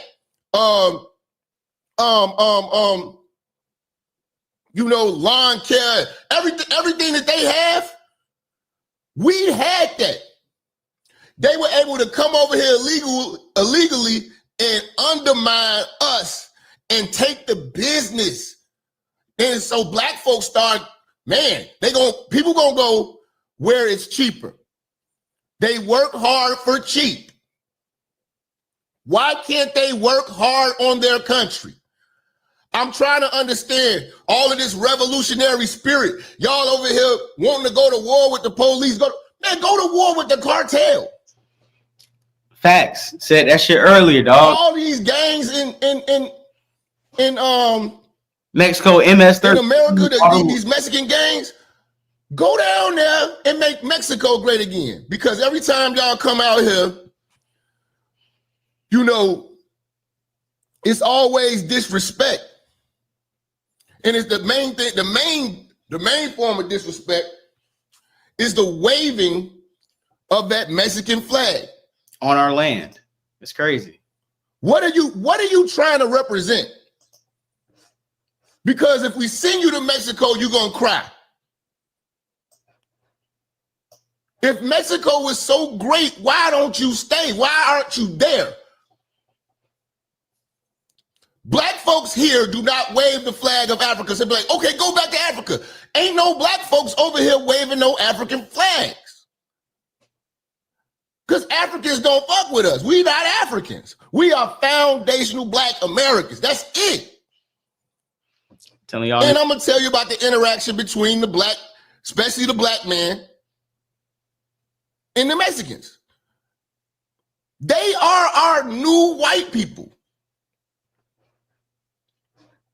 I have to be real about this. They are some of the most snobby, arrogant, and racist people. And I'm talking about, when I'm saying racist, I'm not talking about, saying the N-word. Yeah, they want to be down. That's why they say the N-word. You know what I'm saying? But I'm talking about they not just yelling out black insults. Oh, monkey, you darky. No, they ain't doing all that. They using real racism. I'm saying as soon as you see any blacks, they just smoking us. That's how they get down. In LA too. In Chicago too. If you go to Pilsen in Chicago, you know what I'm saying? You liable to get your noodle cracked. If you go over to Little Village, you know what I'm saying? And you don't, like with me, I'm light skinned. They gonna question me. And I don't speak Spanish. Oh, you black. You know what I'm saying? I'm food. You know? Mexicans do not have no love for us. And they really don't have no love for this country. They're utilizing this country. You come here, utilize this country and send money back. You're an agent. This country needs to cut off immigration. Period. If you are like a physician or an engineer from one of these countries and you want to apply, those are the people we want. We don't need that. And let the rest of the world take in refugees. Because half these people lying. And if Mexico is so great, it's a tourist, it's a tourism spots out there, all types of shit. Okay, cool, I get that. Okay, build that country up. Stop running. You know what? Because I'm preaching right now. I'm gonna come back to all of the super chats, but make sure y'all show some love to the church because we about to go there today. Shout out to everybody on the wake up. Shout out. And I'm gonna pause this, and we're gonna keep everything rolling. We're gonna keep everything rolling real quick. Matter of fact, let me let them. Everybody on the wake up. If you have abused the word refugee, you ever heard sometimes like, you know, it was like it's like somebody messed it up for everybody. And I was little, man. My mom was like, yeah, I was gonna take y'all to y'all remember Discovery Zone? Y'all always gonna go to Discovery Zone. You know? But little Tony ruined it for all y'all. I told y'all to clean this stuff up, this, and this, and he didn't do his part. So everybody, nope. And then you know what we did? We went and checked little Tony. What the fuck? All you had to do was your damn part. And I'm going to pause this because Trump has some official statements today. So, like I said, we're covering this live. We're having some conversation. We're going to hear what Trump had to say about this. Let's go. Hit the like button. Subscribe. Florida Boy J. We are trying to get to the 6K subscriber mark. So let's hit 6K, man. Let me see how many we are away from 6K. Yeah, man. We are about 118 subscribers away. So let's get it cracking. Appreciate everybody in the chat. Seems to be. I need 118 subscribers to hit the 6K mark. Let's hit it. More bluster and threat. And look, this is what. All right, California Attorney General Rob Bonta doing these remarks here for the media, talking about the lawsuit against the Trump administration. But we want to continue on right now here on Live Now from Fox. We are getting some shots here of President Trump inside the state dining room where he will be talking about Invest America Roundtable. We're also expecting some remarks off the top for the protests that are happening. Let's listen in.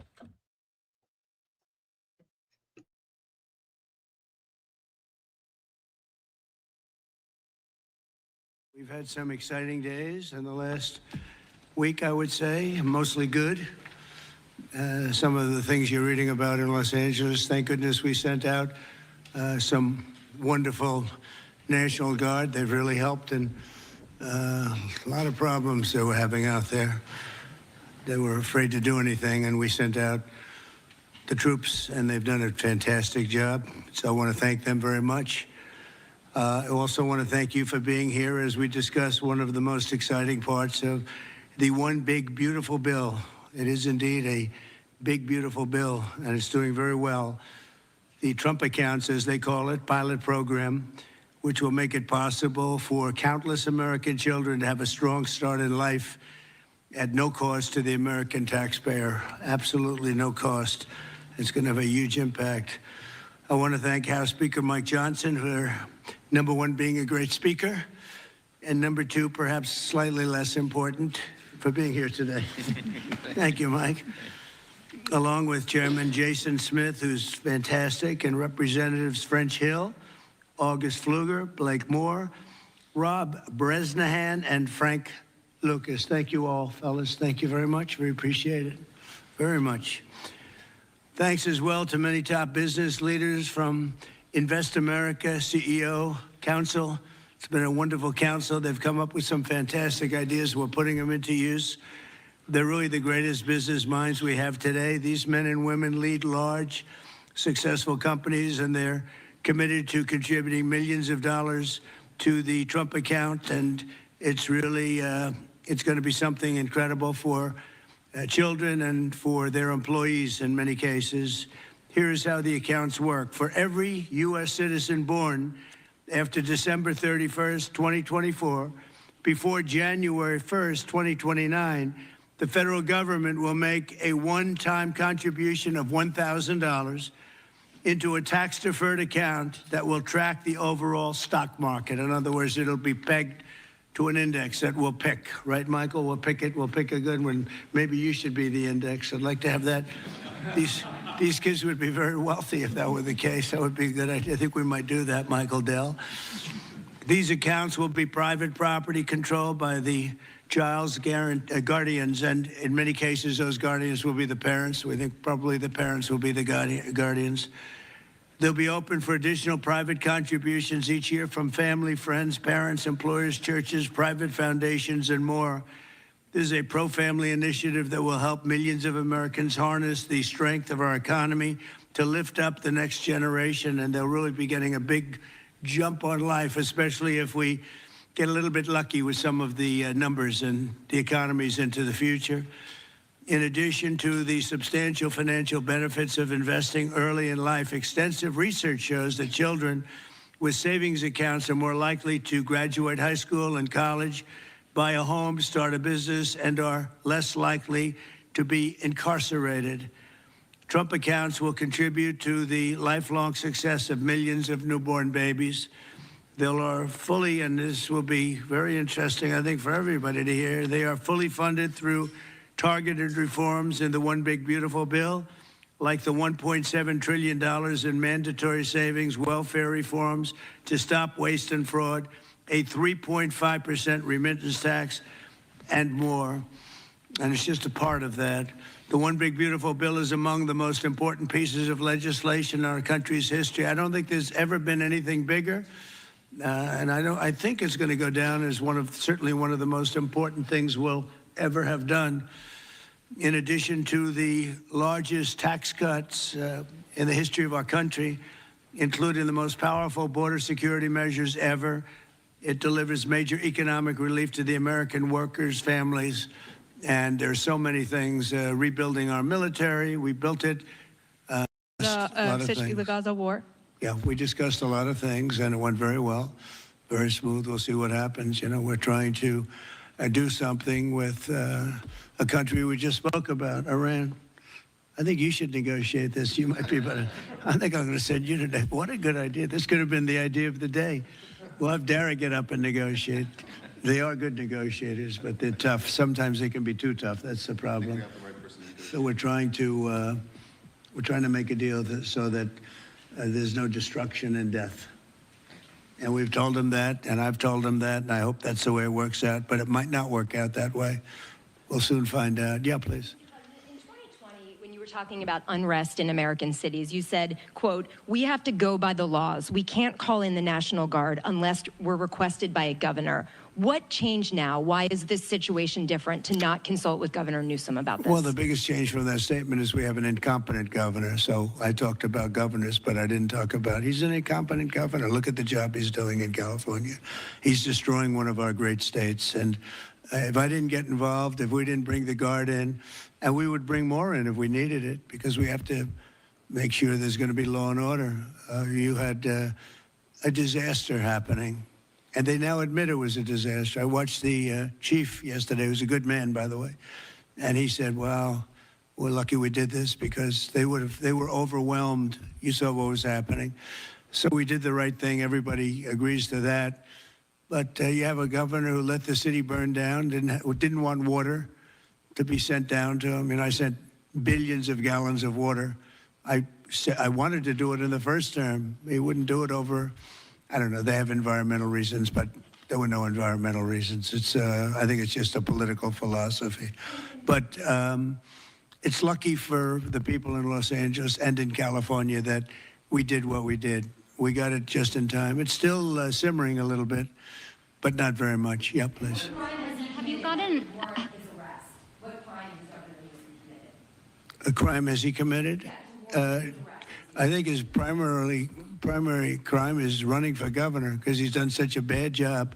What he's done to that state is like what Biden did to this country. And that's pretty bad. It's a wrong philosophy. Thousands, hundreds of thousands of illegal immigrants, many of them prisoners. They're taking up your health care. They're taking up your space in schools. They're taking up your hospital. And in many cases, they're criminals.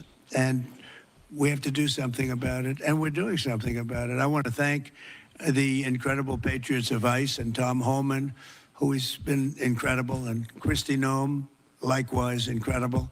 The job they're doing, and it's like an unforced error. There was no reason for this. 21 million people were allowed into our country, and many of those people were criminals, and it's a shame. It's a shame, but we're getting them out, and I will say I think it's a 95-5 issue, just like so many other issues, 95-5. And the Democrats lost an election in a landslide because they're on the wrong side of the issues. I mean, it's not even conceivable that somebody would do the kind of things that he did. And then, you talk about projects. They want to build a train going from San Francisco to L.A., and it's costing hundreds of billions of dollars more than they thought it was going to cost. It's not even believable. To Brad and to people sitting here, would you believe that a train, it was going to cost X dollars and it might be 100 times X? Would have paid for this for about 50 million American children. You're right. 50 million American children instead of a 3-mile train track that never got built. We could have put Lincoln in charge with no experience. He would have done a good job. I guarantee you that. All right, please, Peter. Mr. President, have you gotten an update from your negotiating? Thank you, President Trump. So it seems like Gavin Newsom likes the attention that he's getting right now from you. Yeah, I think it seems like he does. If you look at recent history, somebody who was running for president, you, who got arrested and had a mugshot, you could make the argument that politically that wound up helping you.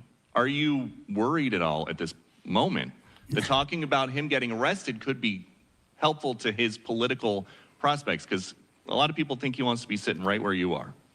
Well, in my case, it was a witch hunt, and everybody knew it. And I was able to explain that during the process. Otherwise, I wouldn't be sitting here right now. And it was a total witch hunt. It's proven to be a witch hunt, and you see what's happened. In his case, it really is very obvious. You look at what's happened between the fires, I could name 10 things right now. We talk about the trains. We talk about all of the costs in California. You talk about all of the people that are flowing and destroying life for everyone else.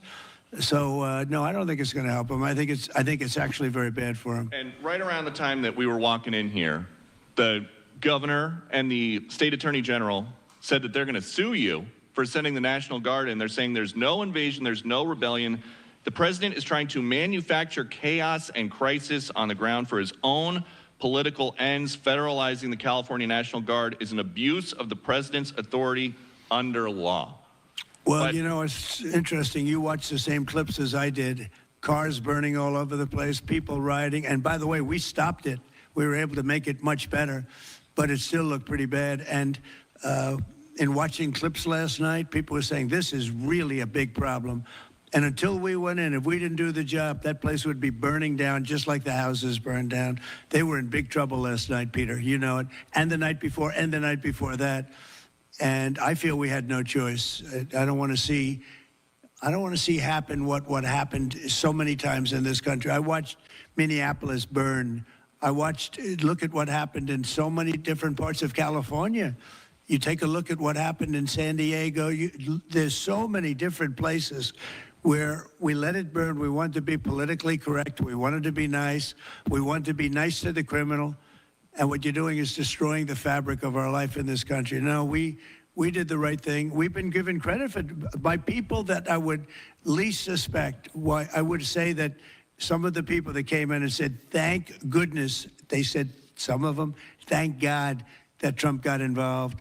And I'm very happy I got involved. And I think Gavin, in his own way, is probably happy I got involved. Yeah, go ahead, Peter. What do you make of the fact that he says you want a civil war on the streets of America? No, that's just the opposite. I don't want a civil war. A civil war would happen if you left it to people like him. And I liked him. You know, I always got along with him. Never had a problem with him. But he's grossly incompetent. Okay. In London. Have you gotten an update from your team in London negotiating? What? Louder. Have you gotten an update from your team in London negotiating the China trade talks? We are doing well with China. China's not easy, just like your home country is not easy, Dara. I think we're doing very well. They're over there now. I'm only getting good reports. It's a little early, but they'll be calling in soon. In fact, probably when I get back, I'll have my first call from them. We want to open up China.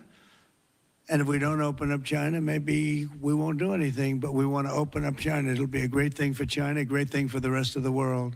Are you willing to lift export controls when it comes to China? Did you give your negotiators any sort of limitation? We're going to see. Look, China has been ripping off the United States for many years. Nobody charged them 10 cents. No president had the courage to charge China for whatever reason. They didn't want to do it. I took in hundreds of billions of dollars. I put on tariffs on China when I got in first term. And we took in hundreds of billions of dollars. And then I did it again, but I did it for a lot of others. If you look at the stats, the deficit last month was cut in half. Everybody was shocked. I wasn't shocked. I think a lot of the people at this table weren't, because they saw the billions of dollars that were pouring in, and the tariffs hadn't even started yet, just about. They weren't cars. They were in some countries at a very minor level. And we cut the deficit in half, and it was a big story a couple of days ago. They said, I don't believe, one of the announcers on a business network went wild, said, I can't believe these numbers. Those numbers are good. The numbers are going to be very good. I think we're going to have a great 4 years. You know, we had the greatest economy in history during my 4 years. I think this one's going to blow it away. Yeah. Go ahead, please. Do you have a message for Greta Thunberg, and did she come up on your call with the Prime Minister today? Well, she's a strange person. She's a young, angry person. I don't know if it's real anger. It's hard to believe, actually, but I saw what happened. She's certainly different. Anger management. I think she has to go to an anger management class. That's my primary recommendation for her. Kidnapped by Israel, as she says? Was she kidnapped? I find it. I think Israel has enough problems without kidnapping Greta Thunberg. And secondly, are you going to Is that what she said? She was kidnapped by Israel? Yes, sir. Are you going to get rid of the Tesla and the Starlink service that you have here at the White House? No, I haven't heard that. I mean, I may move the Tesla around a little bit, but I don't think we'll be doing that with Starlink. It's a good service. Where are you going to move it to? Move it around. What do you mean? I have a lot of locations. Actually, about the Tesla. I got so many locations that I don't know what to do with them all. About the Tesla, did you ever see Elon Musk get physical with the Treasury Secretary? No, I didn't. And I tried to They ask... did have an argument, but I didn't see it. I didn't see a lot of physicality there. And there was this New York Times report that he did not want to talk about, Elon Musk, that alleged that he, towards the end of his time in the White House, was blurring the lines between recreational use of drugs and medicinal. Do you think he ever had drugs here at the White House? I really don't know. I don't think so. I hope not. Look, I wish him well. You understand. We had a good relationship, and I just wish him well. Very well, actually. Yeah. About aid in Gaza, you mentioned now the flotilla. Do you have a response at all about Israel intercepting this boat? And can you give us an update on what's happening to the entry of aid into Gaza right now? We've had people being shot by Israeli forces who are trying to get aid from the right Gaza now, Humanitarian Foundation. Yes. Gaza right now is in the midst of a massive negotiation between us and Hamas and Israel, and Iran actually is involved. And we'll see what's going to happen with Gaza. We want to get the hostages back. That's all I can tell you. Yeah, please, in the back. You said yesterday when I asked my reporters that it was not insurrection taking place, but then on True Social a bit later, you'd said they were insurrectionists. After what you've seen, You're talking about in L.A.? Yes, sir, in L.A. I wouldn't call it quite an insurrection, but it could have led to an insurrection. I mean, that was a lot of harm that was going on last night. I watched it very closely. And it was amazing that the job that the National Guard did. And by the way, the police were working very hard also. But, you know, the police are given instructions to be politically correct. I said, no, you don't have to be politically correct. You have to do the job. And on Elon Musk, do you plan to speak to him on the phone anytime soon? I know some. Which one? On Elon Musk, do you plan to speak to him on the phone anytime soon? I haven't really thought about it, actually. I would imagine he wants to speak to me. I would think that. If I were him, I'd want to speak to me. And maybe he was already called. You'd have to ask him whether or not he's already called.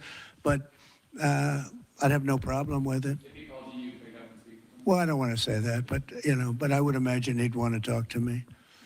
Mr. President. Yeah, please. We're supposed to get a counter proposal from Iran today. Have you gotten that proposal? And what is the main impediment? We have a meeting with Iran on Thursday, so we're going to wait till Thursday. And what's the main impediment to getting a deal? Well, they're just asking for things that you can't do. They don't want to give up what they have to give up. You know what that is. They seek enrichment. We can't have enrichment. We want just the opposite. And so far, they're not there. I hate to say that, because the alternative is a very, very dire one, but they're not there. They have given us their thoughts on the deal, and I said, it's just not acceptable. I would say, yeah. I don't know what else. I can talk about the weather. Well, you can talk about Lebanon. Pretty much that's the main topic, yeah.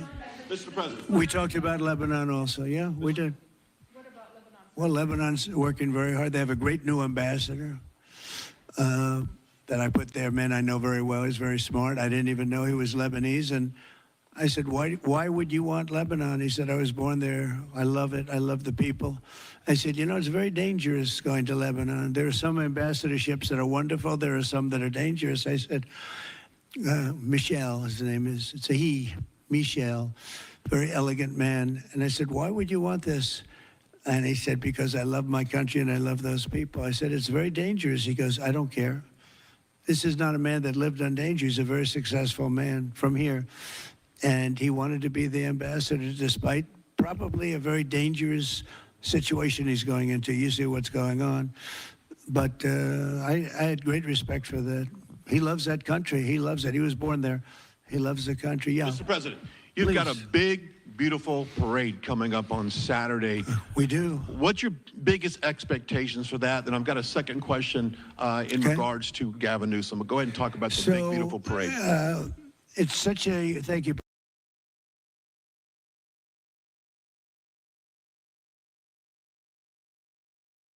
I'm going to ask chat a question, and we're just responding to chat for me. Do you guys want to just go ahead and end the stream after Trump talks? Because we're about to be at 3-hour mark in an hour. Not an hour, my bad. We're about to be at 3-hour mark in less than a minute. We're going to hit 3 hours. So do you want to wrap the stream up now, or do you want to segue into some Diddy news before we log off, or just extend the show and just segue this to Diddy trial updates? Put a 1 in the chat if you want me to talk about the Diddy trial updates. Put the 2 in the chat if you want to just end the stream now and just keep moving. I'll come back later on tonight because I can come back later on tonight and break down some of the Diddy stuff. But just let me know. Put in the one in chat. Want me to break down the Diddy stuff? Put the 2 in the chat if you want to wrap the show up. And I'll just come back a little later. Just let me know because about to hit the 3 hour mark. Just put the 1s or the 2s. You know, we're gonna keep playing Trump.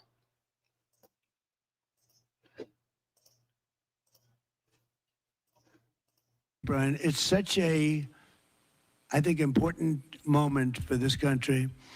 You know, 2 weeks ago, I was calling people and back and forth with leaders, including President Putin, including French president, including lots of different people. And all of them said, we're celebrating victory in World War II. And I said, wow, isn't that amazing? We're the only one that wasn't celebrating, and we're the one that won the war. Now, Russia did help. They did lose 51 million people, in all fairness. People would say, oh, he's sticking up for Russia. No, they lost 51 million people. And, you know, can't forget that. But France was celebrating. And as you know, Hitler made a speech at the Eiffel Tower. But when I spoke to President Macron, he said, oh, we are celebrating the great victory of World War II. And I think that's great that he was doing it. But we're the one that won it, and we weren't celebrating. I said to myself, you know, isn't that crazy? And I think it's time for us to celebrate a little bit. You know, we've had a lot of victories. We won 2 world wars, and then we go out and change the name of the forts where we won the wars. You go out, we win world wars from Fort Robert E. Lee, from Fort Bragg, from all the different forts. And what do? We change the name of the forts because we want to be politically correct. So a lot of them we're changing back. Like we said, a lot of countries popping off at the mouth and they ain't won shit. Trump like, bro, we won it all. Like, we need to start celebrating. There's a bunch of losing ass niggas of remixing history. Like, they didn't want some shit, man. Probably noticed Fort Bragg and others. But I think it's a time to celebrate our military. You know, we've rebuilt our military largely. Little low on ammunition. That's because it goes out very fast to other countries, one in particular. But we'll get that back very quickly. But we have a military the likes of which nobody has. Nobody comes close. We have the best equipment in the world. We make the best equipment in the world. There's no military like our military. We showed that with ISIS. I was told by the television generals it would take 4 years to win, and we did it in 3 weeks. And it was headed by General Raisin Kane, who's now the chairman of the Joint Chiefs of Staff. He's great. Just left him. No, I think it's time that we celebrate. And I sort of have to laugh at these people. Well, you know, you're going to spend a lot of money. A lot of that money is being paid for by me and people that make donations. I don't know if you know that. A lot of it won't even come out of the military. I think I can say that, Susie, right? We have people putting up money to do it. Not that it's necessary, because I think it's a great expenditure. We have many tanks. We have all sorts of new ones and very old ones, old from World War I and World War II. It's really a celebration of the Army. So the Army is a year older than the country. So next year we celebrate 250 years, but we're celebrating the Army on Flag Day. And it's not my birthday. It is my birthday, but I'm not celebrating my birthday. I'm celebrating Flag Day. It happens to be the same day, so I take a little heat. But Flag Day is the appropriate date. And we're celebrating 250 years of the Army, a great service. And remember, you know, think of it. We won so much. We won World War I, World War II, so much else. And then we became politically correct. But I can only tell you that I was told that ISIS would take anywhere from 4 to 5 years. And we did it in 3 weeks. You were there, you watched, right? We have the greatest military in the world. Nobody can beat us. As long as we have our right leadership, nobody can beat us. If we have stupid people running it, like you had in Afghanistan, when you look at that, first of all, Afghanistan should have been an easy victory as a war, but we were so sad the way we fought it, so ridiculous. We fight not to win, but we didn't used to be that way. And we're celebrating, because I think the day in Afghanistan was the saddest period of time in the history of our country. That was a Biden mess with bad generals like Milley and others. They were bad. They were incompetent generals. I know all the good ones and the bad ones. We got rid of most of the bad ones. I'm going to pause this only because when he killed the ISIS leader, I gotta play this speech. That nigga. Last night, the United States brought the world's #1 terrorist leader to justice. Abu Bakr al-Baghdadi is dead. He was the founder and leader of ISIS, the most ruthless and violent terror organization anywhere in the world. The United States has been searching for Baghdadi for many years. Capturing or killing Baghdadi has been the top national security priority of my administration. U.S. Special Operations Forces executed a dangerous and daring nighttime raid in northwestern Syria and accomplished their mission in grand style. The U.S. personnel were incredible. I got to watch much of it. No personnel were lost in the operation, while a large number of Baghdadi's fighters and companions were killed with him. He died after running into a dead-end tunnel, whimpering and crying and screaming all the way. The compound had been cleared by this time, with people either surrendering or being shot and killed. 11 young children were moved out of the house and are uninjured. The only ones remaining were Baghdadi in the tunnel, and he had dragged 3 of his young children with him. They were led to certain death. He reached the end of the tunnel as our dogs chased him down. He ignited his vest, killing himself and the 3 children. His body was mutilated by the blast. The tunnel had caved in on it in addition. But test results gave certain, immediate, and totally positive identification. It was him. The thug who tried so hard to intimidate others spent his last moments in utter fear, in total panic and dread, terrified of the American forces bearing down on him. We were in the compound for approximately 2 hours, and after the mission was accomplished, we took highly sensitive material and information from the raid, much having to do with ISIS, origins, future plans, things that we very much want.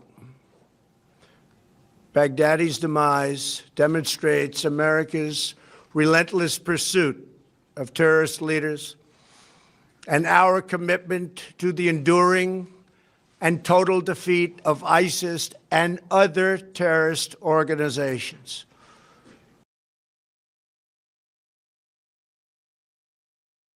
We packed them up. So anybody, you know what I'm saying, thinking we ain't about to run down on Mexico if shit gets sticky, y'all got America fucked up. Trump blow that shit up right now. So thank you to everybody in the stream, man. We have we got 90 people in here right now. We just cracked the 3-hour mark. So I'm going to finally get out the house and get some stuff done today. Star's live right now, so I don't think he's doing a night show. Catch J Doug later on tonight, probably after 12. Trevor Jackson's dropping shit throughout the day. They'll see me out here streaming. So just holler at everybody in Salute the Gifted and Curse podcast. So subscribe to Killer and Gifted and Curse podcast. Also, look up DZ Redline's new single. And you know, just salute everybody in it. You know, BK in the building, salute BK in the building. Like I said, man, salute to everybody left-handed, salute to everybody who, you know what I'm saying, works with your boy, collabs with your boy, and you know, just rocks with me. Salute everybody in the chat, salute to the tether callers, and salute to everybody on Twitter. Yo, we got like 81 people on Twitter right now, bro. Y'all be really cooking with me on Twitter. So I appreciate everybody. I'm gonna holler at y'all later.